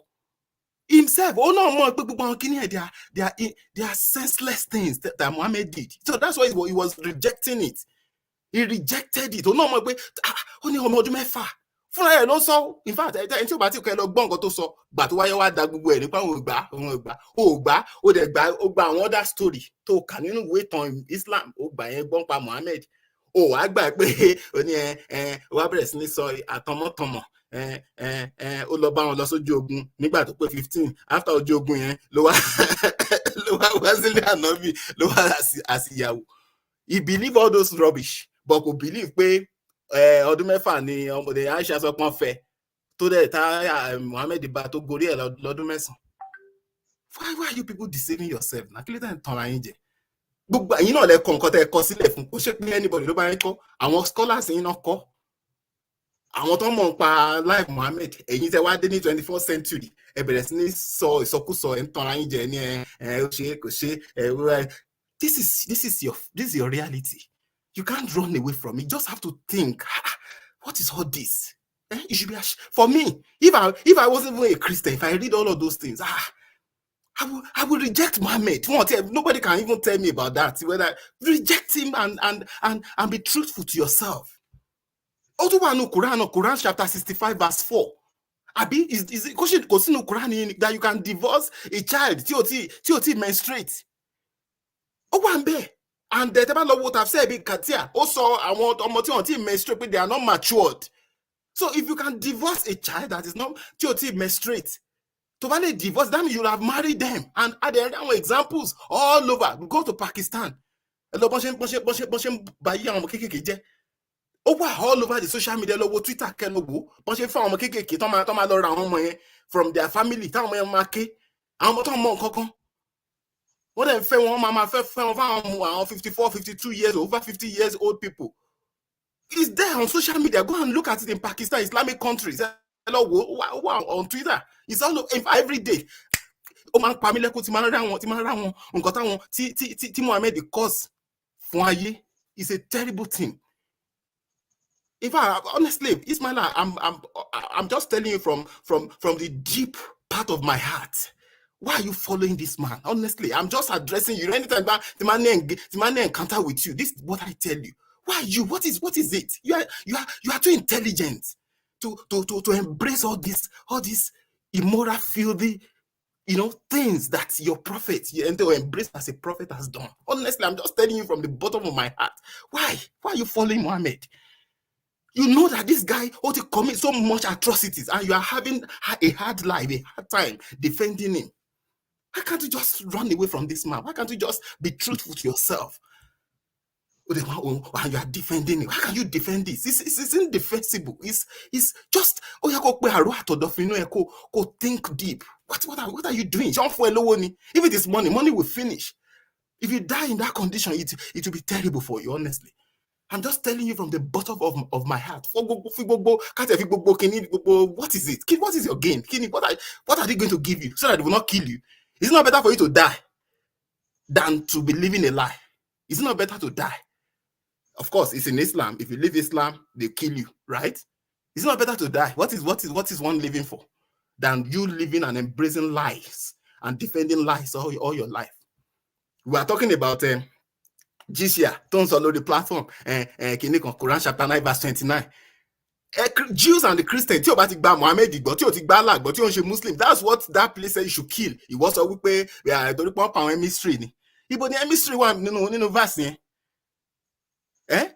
Then the only protection for the Christians and the Jews for them not to be killed in Islamic countries is number Jisia, which is actually happening in Egypt. They are Coptic Christian. The reason don't have Coptic Christian don't have that time Muhammad only they were paying Jisia. One song because they were rich Christians, our Coptic Christians. That's why they didn't kill all of them. They would have killed all of them, like they kill all the Christians in Turkey, the 7 churches that were in Asia Minor. That they destroy all of those Christians at that time. Because our Coptic Christians don't in Egypt, one Jisia of So what are you talking about, Ismaila? We know in fact, I am Kiloruka Adegunwa. Fry o acknowledge ipa Christian ọmọ gbogbo story wọn. Òun náà mọ̀ pé irọ́ lòun pa. Gbogbo irọ́ tó pa ó ṣe first one, ṣe part 1 and part 2. Irọ́ ló kàn pa gbúrú. So, I mean, my own candid advice to you as a friend ni pé nǹkan tó ń defend is indefensible. Because the life of Muhammad, no, it's terrible. One of them owe them more. Utikoti kanu Sira. Today, no, she look another Sira. Another 24th century scholar Sira, the oldest Sira about Muhammad. Unkoto wambe what terrible, what in fact horrible things. Ti Muhammad did in the Syria of Ibn Hisham. I mean, is Ibn Hisham, right? Sira is one of my terrible. Ibn Hisham is viewed by, I think, the right by the Ibn Hisham. Ṣé Hisham ló bá wọn kọ́ Hisham pé wọ́n rewriting Ibn ṣé Hisham lẹ̀ wọ́n rewriting Hisham so Ibn Ishaq wa kọ́ later. No, Ishaq ló kọ́. Okay, Hisham ló kọ́. Àti àmì ìṣẹ̀lẹ̀ tí mo jẹ́. Honestly, Muhammad lived a terrible, horrible, in fact, life that you, in fact, anything man serve. In fact, me Hitler, just like they describe Hitler, at least I live in time, but we know the horrible things he did. Muhammad did worse than that, right? destroying the life of Christians and Jews. He has communicated. In fact, he expelled all of them. As many of them he destroyed and all of that. Why are you following this man? So honestly, I just tell you that from the bottom of my heart. I really wish that you will run away from all this rubbish and nonsense. And you are more intelligent than all of this. I mean, the way I've interacted with you are very intelligent than embracing. What are you doing in Islam? What are you doing defending this man? No. Honestly, but I just try to express my mind to you. So I pray God will have mercy on you. God bless you. Ẹ jẹ́ kí n arákùnrin TMD hold on. Ẹ jẹ́ kí n fún yín ní summary tèmi torí summary ni mo fẹ́ kí gbogbo wa ṣe. Mo rí pé arákùnrin TMD fẹ́ sọ kankan lórí Bible but ẹ jẹ́ kí n sáré give summary wa. Òdodo lòdodo á máa jẹ́ o. Òdodo ńgbà míì sì máa ń dàbíi pé wọ́n ṣèdájọ́ èèyàn. Téèyàn bá jẹ́ olè, téèyàn bá pè lólè, ṣèdájọ́ ẹ̀ o, nǹkan tó jẹ́ la pè é. A sì máa ń ṣàkíyèsí lọ́pọ̀ ìgbà táwọn èèyàn bá sọ nǹkan téèyàn jẹ́, wọ́n máa rí bí ìwọ̀sí. Gẹ́gẹ́ bí Adégún àràìsàn kan pẹ̀ nìkan ní ààfin, ó bá ń bínú pé wọ́n pè òun láàfin. Wọ́n ní ṣé kìí dẹ̀ ṣàfin? Àáfà ààfin, ó bá ní wọ́n ṣe máa pè òun láàfin. Ok, àáfà dúdú, ṣé dúdú ni ẹ́ ni? So, in téèyàn bá jẹ́ náà ló yẹ ká pè é. N tí ànábì jẹ́ kì í ṣe lórí wa láti sọ gbogbo nǹkan tá à ń sọ yìí. Láti inú ìwé ọwọ́ yín, ìwé tẹ́ ẹ gbà gẹ́gẹ́ bí ìwé tó jẹ́ authentic ojúlówó, òun là ń mú jáde. Gbogbo àwọn ìtẹ́yìn mú jáde, inú mi á dùn tẹ́ bá lè snapshot àwọn péjì ibi tí àwọn Sunna Trimidi tẹ́ sọ yẹn volume 3 máa wish kí n rí péjì ẹ̀ àbí link ẹ̀. Inú mi á dùn tẹ́ bá lè send ẹ̀ sí mi. Àti ibi tí Aisha sọ pé I am a woman. Inú mi á dùn láti rí ibi tí Aisha ti sọ bẹ́ẹ̀. Ẹ snapshot page àbí kẹ́ fún wa ní link ẹ̀. Inú wa máa dùn láti rí page ẹ̀. Mo rí àdìtì kan, wọ́n dẹ̀ ti doctor àdìtì yẹn, ó ní I menstruated. Àdìtì yẹn sọ pé I menstruated, ó ní I breathe heavily. Láwọn tó gbọ́ lárúbáwá tí wọ́n wo àdìtì yẹn, wọ́n dẹ̀ ti change ẹ̀ torí pé wọ́n ṣàfẹ́ defend ànábì. Now, àwọn nǹkan tá à ń sọ ni pé a ṣe ètò yìí láti tàbùkù rẹ àbí àtàbùkù ẹ̀sìn rẹ. À ń sọ òdodo ni. Kì í ṣe dókítà nìkan ni ọ̀rọ̀ yìí bá wí. Gbogbo mùsùlùmí tó bá ń gbọ́ wa lálẹ́ yìí náà ni ìpèníjà jáde sí. Àwọn ọmọdé nìkan Abdul Hakim tí wọ́n sọ pé ká send the link. Last time tá a ṣe program a send the link yẹn àpadà rí yín kẹ́ ẹ join. Níjọ́ mi tó bá fẹ́ join wa ẹ message mi ní wa ní WhatsApp, màá add yín ní WhatsApp. In fact mo lè pè yín wọ́n lẹ́yìn ètò àbí lọ́la torí èmi máa ń fẹ́ kí n rẹ́ni tó nígboyà tó dẹ̀ lè sọ nǹkan tá à ń sọ tó dá lójú pé Islam lọ́nà, tó dá ẹ lójú tó dẹ̀ lè fìdí ògùn ẹ̀gbárí pé àlànàbì kò ṣe nǹkan kan tó burúkú, gbogbo nǹkan tó ṣe nǹkan tó dáa ni tó kẹsẹ̀ járí ni. Tó bá láyà tó dẹ̀ lè defend ẹ̀, please I'm home, inú mi máa dùn. Now mo fẹ́ sọ̀rọ̀ lórí nǹkan tó bọ̀ mọ̀ pé tí èmi máa sọ̀rọ̀ lórí ẹ̀ níjẹ́ kí mi ní sọ̀rọ̀ lórí ẹ̀ mọ́ torí mo rí pọ́n ti Bible verse yẹn ó ti gbé sójú screen, máa fún aráyè láti sọ̀rọ̀ lórí mi ní wulẹ̀ sàn kankan lé lórí mọ́ nípa ọmọ ọba nǹkan kan tó fẹ́ yàwó méjì tí èmi jà sọ̀rọ̀ lórí ẹ̀. Jẹ́ kí n wá sọ̀rọ̀ lórí nǹkan míì lastly kí n tó drop microphone torí àkókò wa ti lọ. Ó ní pé àṣà àti ìṣe tó bá ti tako ọ̀rọ̀ Ọlọ́run tá à ń tẹ̀lé gẹ́gẹ́ bí Adégún àṣẹ máa ń sọ ká gbà dànù ni o. Àṣà wọn ni ká ṣe gbá. Àṣà tó bá ti tako tí a mọ̀ pé kíní yìí ò bá làákàyè mu, kò dẹ̀ bá ọgbọ́n mu, kò dẹ̀ bá òye ọ̀rọ̀ Ọlọ́run mu, ẹ má jẹ́ ká bá wọn ṣe. Ohun mìíràn ẹ̀wẹ̀ tí mo tún fẹ́ kíyèsí nínú nǹkan tá a sọ lálẹ́ ni pé ọmọdé yàtọ̀ sí àgbàlagbà o. Gbogbo èdè ló dẹ̀ ti mọ̀ pé ọmọ òpó ń lo ó yàtọ̀ sí ọmọ ọwọ́, ọmọ ìrìnsẹ̀ ó yàtọ̀ sí ọmọ tó ti ń rìn díẹ̀díẹ̀, ó yàtọ̀ sí ọmọ tó wà ní JS1, ó yàtọ̀ sí ọmọ tó wà ní JS3, ó yàtọ̀ sí ọmọ tó wà lSS3, ó yàtọ̀ sí ẹni tó ti parí degree, ó yàtọ̀ sí ẹni tó ti parí yunifásitì tó ń ṣiṣẹ́ lọ́wọ́, ó yàtọ̀ sí bí irú èmi báyìí. Àwa lè pe ọmọ ọdún 9 ní woman. Ogun èṣù ni, ogun ṣàtánì ni torí àwọn oníṣẹ̀ṣe wọn tún lè lọ bínú. Ogun ṣàtánì ni. A lè pọ ọmọ ọdún 9 ní woman. Ẹ rántí Bíbélì, ẹ rántí ìbéèrè tí wọ́n béèrè lọ́wọ́ yín ní ìjọ tá a ṣe program, wọ́n ní ṣé a lè pe ọmọ ọdún 12 ní woman torí wọ́n pe woman ní blessed are you among women. Now ẹ wá lọ kóòtù Ezekiel tẹ kó tẹ ka commentary kan lẹ́ẹ̀kan mìíràn tí sọ̀rọ̀ lórí commentary yẹn ń sọ nípa, kò sọ pé ẹ lè rí ibi tán kọ síbẹ̀ ìtẹ́yìn náà kà fún wa ni. Wọ́n sọ pé yá ọmọ ọdún 12 yẹn ló lọ ṣe ìyàwó. Wọ́n sọ síbẹ̀ bẹ́ẹ̀. Wọ́n ń lo ẹgbọ́n nǹkan tẹ̀ka ní euphemistic way of describing a mature lady àwọn wá physical and their maturity by 12. So wọn sọ pé by that age obìnrin gbọ́dọ̀ lọ marry.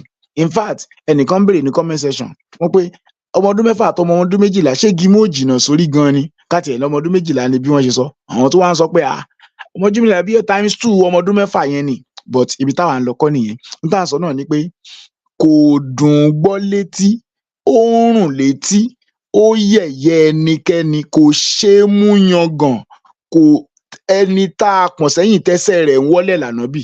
Sorry to say, tẹ́ ẹ bá bọ́ síta mo challenge doctor lálẹ́ yìí, tó bá dọ̀la àbíjọ́ wo ẹ kàn bọ́ sínú ọkọ̀ kẹ́ni Ànábì fẹ́ ọmọ ọdún mẹ́fà o, ó fẹ́ lọ́mọ ọdún mẹ́sàn-án nígbà ayé rẹ̀ o, ó jẹ́ tẹ́wọ́gbà fún wọn o, láyé òde òní àwa náà lè ṣe o, tó bá ti finá mú o tó nírun o, ẹ jẹ́ ká lọ máa ṣe o. Mo gbà yín níyànjú bẹ́ẹ̀, ẹ kàn gba aago ẹ ní kéèyàn ẹni tó ń kọrin ó dùn bí ó dùn, ṣé bóun náà ń fi ti ara ẹ̀ gbọ́.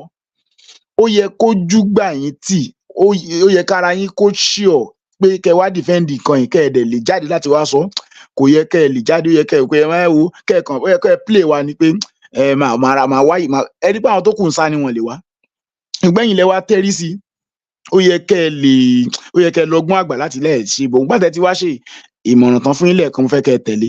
Fún gbogbo àwọn mùsùlùmí tó bá ń gbọ́ wa láti ilé, Ànábì kì í ṣe ẹni tó yẹ ká tẹ̀lé pẹ̀lú ìwà yìí lásán, ká máa ti lọ síbi nǹkan míì pé èèyàn fẹ́ ọmọ ọdún mẹ́fà láyé òde òní kì í ṣe àpẹẹrẹ rere fún wa. Ohun tá a fẹ́ kí á torí àwíjàre ìtọ́ ò gbọdọ̀ tán lẹ́nu. Ọjọ́ rí a tún lè ní nǹkan míì tá a tún máa sọ. Arákùnrin TMD, the floor is yours, go ahead.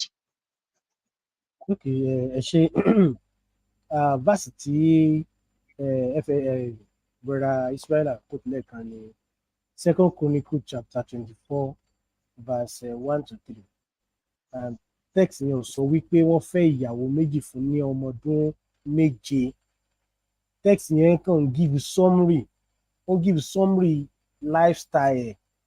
Ó sọ nípa age tó di ọba àti iye ọdún tó fi reign, ó dẹ̀ dárúkọ ìyá rẹ̀ àti bẹ́ẹ̀ bẹ́ẹ̀ lọ. Ẹ jẹ́ n kà.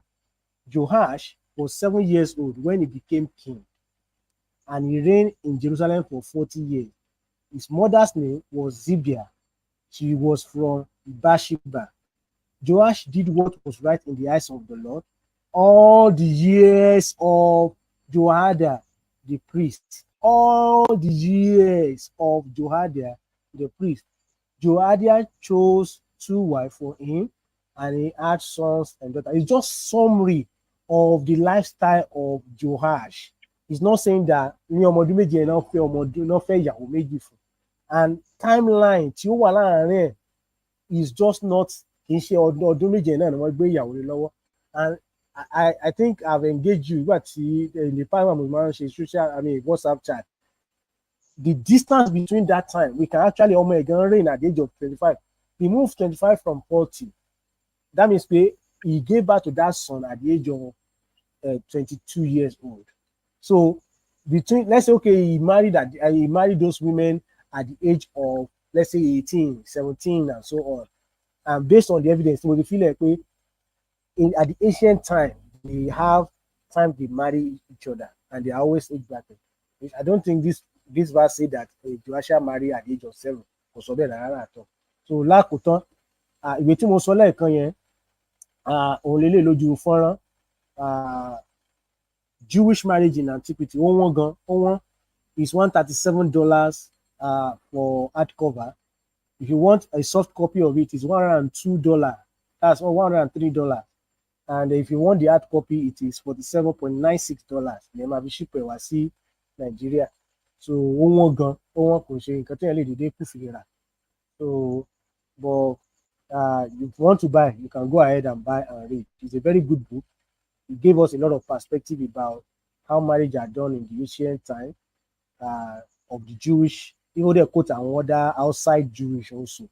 So one day, but quote our Talmud and reason of ancient Talmud also see there and many others. So, Dr. Osheto, I really appreciate you. I wish that we can be more friendly than this to you, and I always love you. And I will always love to engage you the more. But my point to you is that don't let us see ourselves as enemy. I like the fact that you stand for your own ideology and you want to defend it. But to me, it doesn't worth defending at all. It's something that we should just let be, and we shouldn't even talk about it any longer. And if anybody raises it up, I think, and anybody is alluding to our text to come and think he has a way, we also have a valid argument to make and expose that kind of gymnastics.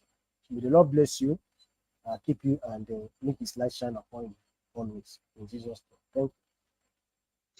bí a ti ń fẹ́ ìṣẹ̀lẹ̀ má jà gbàgbé ẹ máa gbàdúrà fún àwọn mùsùlùmí ẹ gbàdúrà fún Dr. Ismail kò tí tó bá ti rí nǹkan tá a rí òun náà ó fi Islam sílẹ̀ inú wa dẹ̀ máa dùn tọ́lọ́run bá lè gbàkóso ayé rẹ̀ ẹ má jẹ́ ká kórìíra mùsùlùmí níbi iṣẹ́ wa o àwọn mùsùlùmí wọ́n wà láyìíká mi wọ́n wà níbi iṣẹ́ mi wọ́n jọ̀gá mi wọ́n sì ń ṣe ẹ̀sìn yẹn pẹ̀lú ọkàn kan wọ́n sì ń ṣe ṣùgbọ́n ó máa ń jẹ́ ọgbẹ́ ọkàn fún mi nígbà pé kádẹ̀rẹ́ ni sọ fáwọn ènìyàn wọ̀nyí pé ẹni tẹ́ ń tẹ̀lé yìí ẹni tó mú ẹ̀sìn yìí wá kò ṣáká kò tọ́ lẹ́ni tó yẹ ká tẹ̀lé ṣùgbọ́n tó a máa sọ díẹ̀díẹ̀ náà ni títí wọn fi ní báwo ni wọn ó ti gbọ́ tí ò bá sẹ́ni tó máa sọ fún wọn ìwọ tó sì ń gbọ́ wa lálẹ́ yìí má jẹ́ ahun ìwọ náà bá wa pín fídíò yìí share link ẹ̀ share pẹ̀lú àwọn fámílì ẹ̀ káwọn náà lè gbọ́ tán tó bá ní ìbéèrè ẹ má hide ẹ gbé ìbéèrè wọn wá ní wọn máa dùn láti engage wọn láti dáhùn ìbéèrè yẹn bí a oníbéèrè àbò tí ń ní iyèméjì nínú ọkàn rẹ nípa ìgbàgbọ́ o lè kàn sí nọ́mbà wa pè wá a ó ṣe ìtàkùrọ̀sọ ọlọ́rẹ̀ẹ́sọ̀rẹ́ àbí oníbéèrè kan àbí nǹkan kan láti sọ tó rò pé irú àfa Abdulhakeem yẹn inú wa máa dùn tẹ́ bá pe nọ́mbà wa rí pé ẹ̀yin náà máa ń comment ẹ pe nọ́mbà wa ni wọ́n máa dùn pé nǹkan tẹ́ ẹ sọ yẹn ẹ fẹ́ correct ó ní ọ̀rọ̀ tẹ́yin fẹ́ sọ pẹ̀lú ẹ̀rí ni kì í dẹ̀ sọ̀rọ̀ ìjà mo ti ráwọn ọ̀pọ̀lọpọ̀ tó má ti pè báyìí wọ́n máa bú yín ni olórí burúkú ni olódo ni ẹ o gọ̀ o ṣe kinní kan rárá ẹ má ṣèké èbú tẹ́ bá ti ṣèké èbú màá kọ́ọ̀tì fóònù ni èmi ò fẹ́ràn ẹ̀ké èbú èmi ò ní bá yín ṣèké èbú torí àfi Kristi kọ́ mi bẹ́ẹ̀ kì í dẹ̀ ṣe kémi náà lè bú èbú ṣùgbọ́n àfi Kristi kọ́ mi bẹ́ẹ̀ torí ẹ̀mí ṣe ní bú yín màá kọ́ọ̀tì fóònù yín ni so ẹ bá ti pè mí ẹ bá mi sọ̀rọ̀ ní tùbí ìlú bí ẹnìkan ní ẹ yẹ kí n pe òun ẹnìkan ṣe bí wọ́n ń ṣàwàdà ni tẹ́ bá fẹ́ wá ẹ máa bọ̀ nílùú Ìbàdàn kẹ́ wá bá wa ṣe pọ̀pọ̀ ṣẹ̀ṣẹ̀ níjọ́ sáwọ́dẹ̀ àrètí yín náà Ọlọ́run yóò ràn yín lọ́wọ́ ẹ jẹ́ ká gbàdúrà fún àwọn tí ó ti jẹ́ ex-Muslim kọ́lọ́run dì wọ́n mú kọ́lọ́run má jẹ́ ká nǹkan kan gbá wọn lọ kọ́lọ́run má jẹ́ kí afẹ́fẹ́ àìjẹ ayé àti ìṣòro tí wọ́n ń là kọjá kó gbá wọn dànù sí ọ̀run àpáàdì ẹ jẹ́ ká gbàdúrà fún àwọn mùsùlùmí lórílẹ̀ Nàìjíríà kọ́lọ́run tọwọ́ bọnú àárín wọn lọ kó bẹ̀rẹ̀ sí ní fà wọ́n jáde ní ṣọ̀ǹkọ̀ ẹ jẹ́ ká gbàdúrà fún ìpèsè Ọlọ́run fún àwọn ọmọ Ọlọ́run ẹ jẹ́ ká gbàdúrà fún àlàáfíà fún àwọn tó wà nípò àìsàn ẹ jẹ́ ká gbàdúrà fún orílẹ̀-èdè Nàìjíríà àti gbogbo àgbáyé lápapọ̀ kí Ọlọ́run jẹ́ kí ó rọrùn fún àwọn ọmọ Ọlọ́run àti gbogbo àwọn èèyàn tó wà nínú ẹ̀ kọ́lọ́run má jẹ́ kí nígbà tí gbogbo ẹ̀ bá máa pajúdé pé níjọ́ kan tí ó pajúdé àbí ló ń ṣe díẹ̀díẹ̀ náà láti máa lọ ni kọ́lọ́run ràn wá lọ́wọ́ ká má yẹsẹ̀ ká dúró títí dọjọ́ náà láì bẹ̀ṣùbẹ̀gbà láì wẹ̀yìn wò láì wo nǹkan tó ń tà ńlá kọjá kọ́lọ́run dì wá mú láti dúró lójú ọ̀nà náà fún wọn tí gbàgbọ́ rẹ ti ń yẹsẹ̀ ìmọ̀ràn mi fún ọ ní pé lọ tún òróró lọ fi òróró sí àtùpà rẹ kí o tún iná rẹ dá ọjọ́ yẹn súnmọ́ etí ilé tán ó ní bí ọjọ́ inú àti rí àwọn èèyàn ń jẹun nínú àórí ẹ burú kí ni kò sí nǹkan tó ń jẹ́ bẹ́ẹ̀ kò jò ó ní rọ̀ 150 years nínú ló fi ń wàásù fáwọn èèyàn ẹ yí padà ẹ ronú padà wọn ò sì gbọ́ wọn ní lọ́jọ́ náà gẹ́rẹ́ ìkún omi dé ó sì gba gbogbo wọn lọ ìwọ náà lálẹ́ kó tó sùn tètè tún ìpinnu rẹ ṣe bí ẹ ò sì ń gbọ́ wa lọ́rọ̀ láàárọ̀ ni àbí gbàkúgbà tó bá wà gbọ́ ọ̀rọ̀ yìí ọ̀rọ̀ iye ni ọ Pétérù sọ fún Jésù ní ọ̀dọ̀ ta làwa tó fẹ́ lọ ta ló ní ọ̀rọ̀ yìí lọ́dọ̀ arákùnrin Joshua adúpẹ́ fún super chat àwọn èèyàn tá a mọ̀ a lè fún wa ní super chat wà nínú YouTube yìí tẹ́ bá fẹ́ support wa ó wà ń bẹ tẹ́ bá ti click ẹ̀ ọkàn máa iye tẹ́ bá fẹ́ fi support ó wà ń bẹ dẹ̀ lè subscribe as member brother Joshua ó dàpọ̀ àwọn náà ló sábà máa ń bá wa ṣe kinní yẹn lẹ́ẹ̀kọ̀ọ̀kan God bless you I appreciate it àrí ọwọ́ yín nígbà tí à ń bá ètò náà lọ ètò tá a ṣe lálẹ́ àfẹ́ kó jẹ́ rí pé mo dá bíbí kò lẹ́nu lọ́wọ́ kọ́ lẹ́ẹ̀kan tá a bá ṣe ní kinní àwọn aráalé tó ẹni tó lóye ẹni tó lóye ó ti yẹ kó understand báyìí ẹni tó ń sòdodo náà méjèèjì kò nílò ká búra wa kò nílò ká jiyàn ó fẹ́ ògbà tí mo ti bí ní ìbéèrè ìbí ẹ̀mejì tí wọ́n dáhùn fine àwọn aráalé tó ń gbọ́ náà mọ̀ bí àwọn dáhùn àbí wọ́n dáhùn kò nílò ká bú wọn kò dẹ̀ nílò ká sọ àti sọ tí à fẹ́ sọ àwọn aráalé tó ń gbọ́ majority àwọn tí yóò gbọ́ wọn ó ti mọ ibi tó yẹ kí ìpinnu wọn dé bí gẹ́gẹ́ bí a ti ń sọ lọ má gbàgbé oṣù ọdún yìí ni Kùránì pé 100 years a sì máa celebrate ọ̀sẹ̀ kan láti fi ṣe oṣù kẹfà láti mú ìwọ tí a ti tó pinnu pé ó ra Kùránì fi ránṣẹ́ sí wa ẹ jọ̀ọ́ ẹ bá wa rà kẹ́ fi ránṣẹ́, àbádìtì ni wọ́n lè rà ní ẹ bá wa fi ránṣẹ́, inú wa máa dùn gan. Àbí o ní nǹkan kan tó rò pé ó lè wúlò fún iṣẹ́ ìránṣẹ́ yìí, nǹkan kí nǹkan tó bá rò pé ó lè mú iṣẹ́ ìránṣẹ́ yìí tẹ̀síwájú tí yóò ru ọkàn wa sókè, fi ṣọwọ́ sí wa. Kì í ṣe àgbétò kalẹ̀ nítorí ká lè lówó lọ́wọ́, àgbé kalẹ̀ ká lè fi pawó sápò ara wa rárá, àgbé kalẹ̀ ká lè fi ṣe jẹun, àgbé kalẹ̀ nígbà tó wọ̀ àtìgbà tí ò wọ̀, nígbà tá àti ẹ̀ lówó láti jẹun gan, nígbà tá a jẹun yó gan, àgbé kalẹ̀ kí òdodo Kristi kó lè di mímọ̀ fún gbogbo ẹ̀dá nínú ayé ẹ̀sìn, pàápàá jùlọ ní ilẹ̀ Yorùbá ń bì, níbi tí àwọn èèyàn ti mọ tí Islam jẹ́, níbi tí àwọn èèyàn ti mọ tí ànábì jẹ́, níhìn láti fọ́ pákútàrá ọ̀rọ̀ nípa ànábì pẹ̀lú oore ọ̀fẹ́ Ọlọ́run yóò sì ràn wá lọ́wọ́. Lẹ́ẹ̀kọ̀ọ̀kan a ó máa sọ̀rọ̀ nípa Bíbélì, lẹ́ẹ̀kọ̀ọ̀kan a máa yànnàná àwọn ìbéèrè wa fún wa nípa Bíbélì. Ẹ má bínú pé a ò lè gba ìpè lálẹ́ yìí torí orí fóònù ni mo wà, tí ẹ bá ti pè fún network mi máa sá lọ, so ẹ má bínú, kò sí so níjọ́ mi bí a títí tá bá dé abúlé wa padà a máa gba ìpè. Arákùnrin baby code, God bless you. Rasamad evangelist one, God bless you. Ẹ ṣé tí ẹ darapọ̀ mọ́ wa lálẹ́, àwa tá a ṣe ń lọ lóru báyìí, Ọlọ́run ó jí wa rí o, àwa tá a wà lọ́sàn-án àbí láàárọ̀, Ọlọ́run ó jí wa rí. God bless you. There is something we trust me, Lord. It's your sweet love and faith.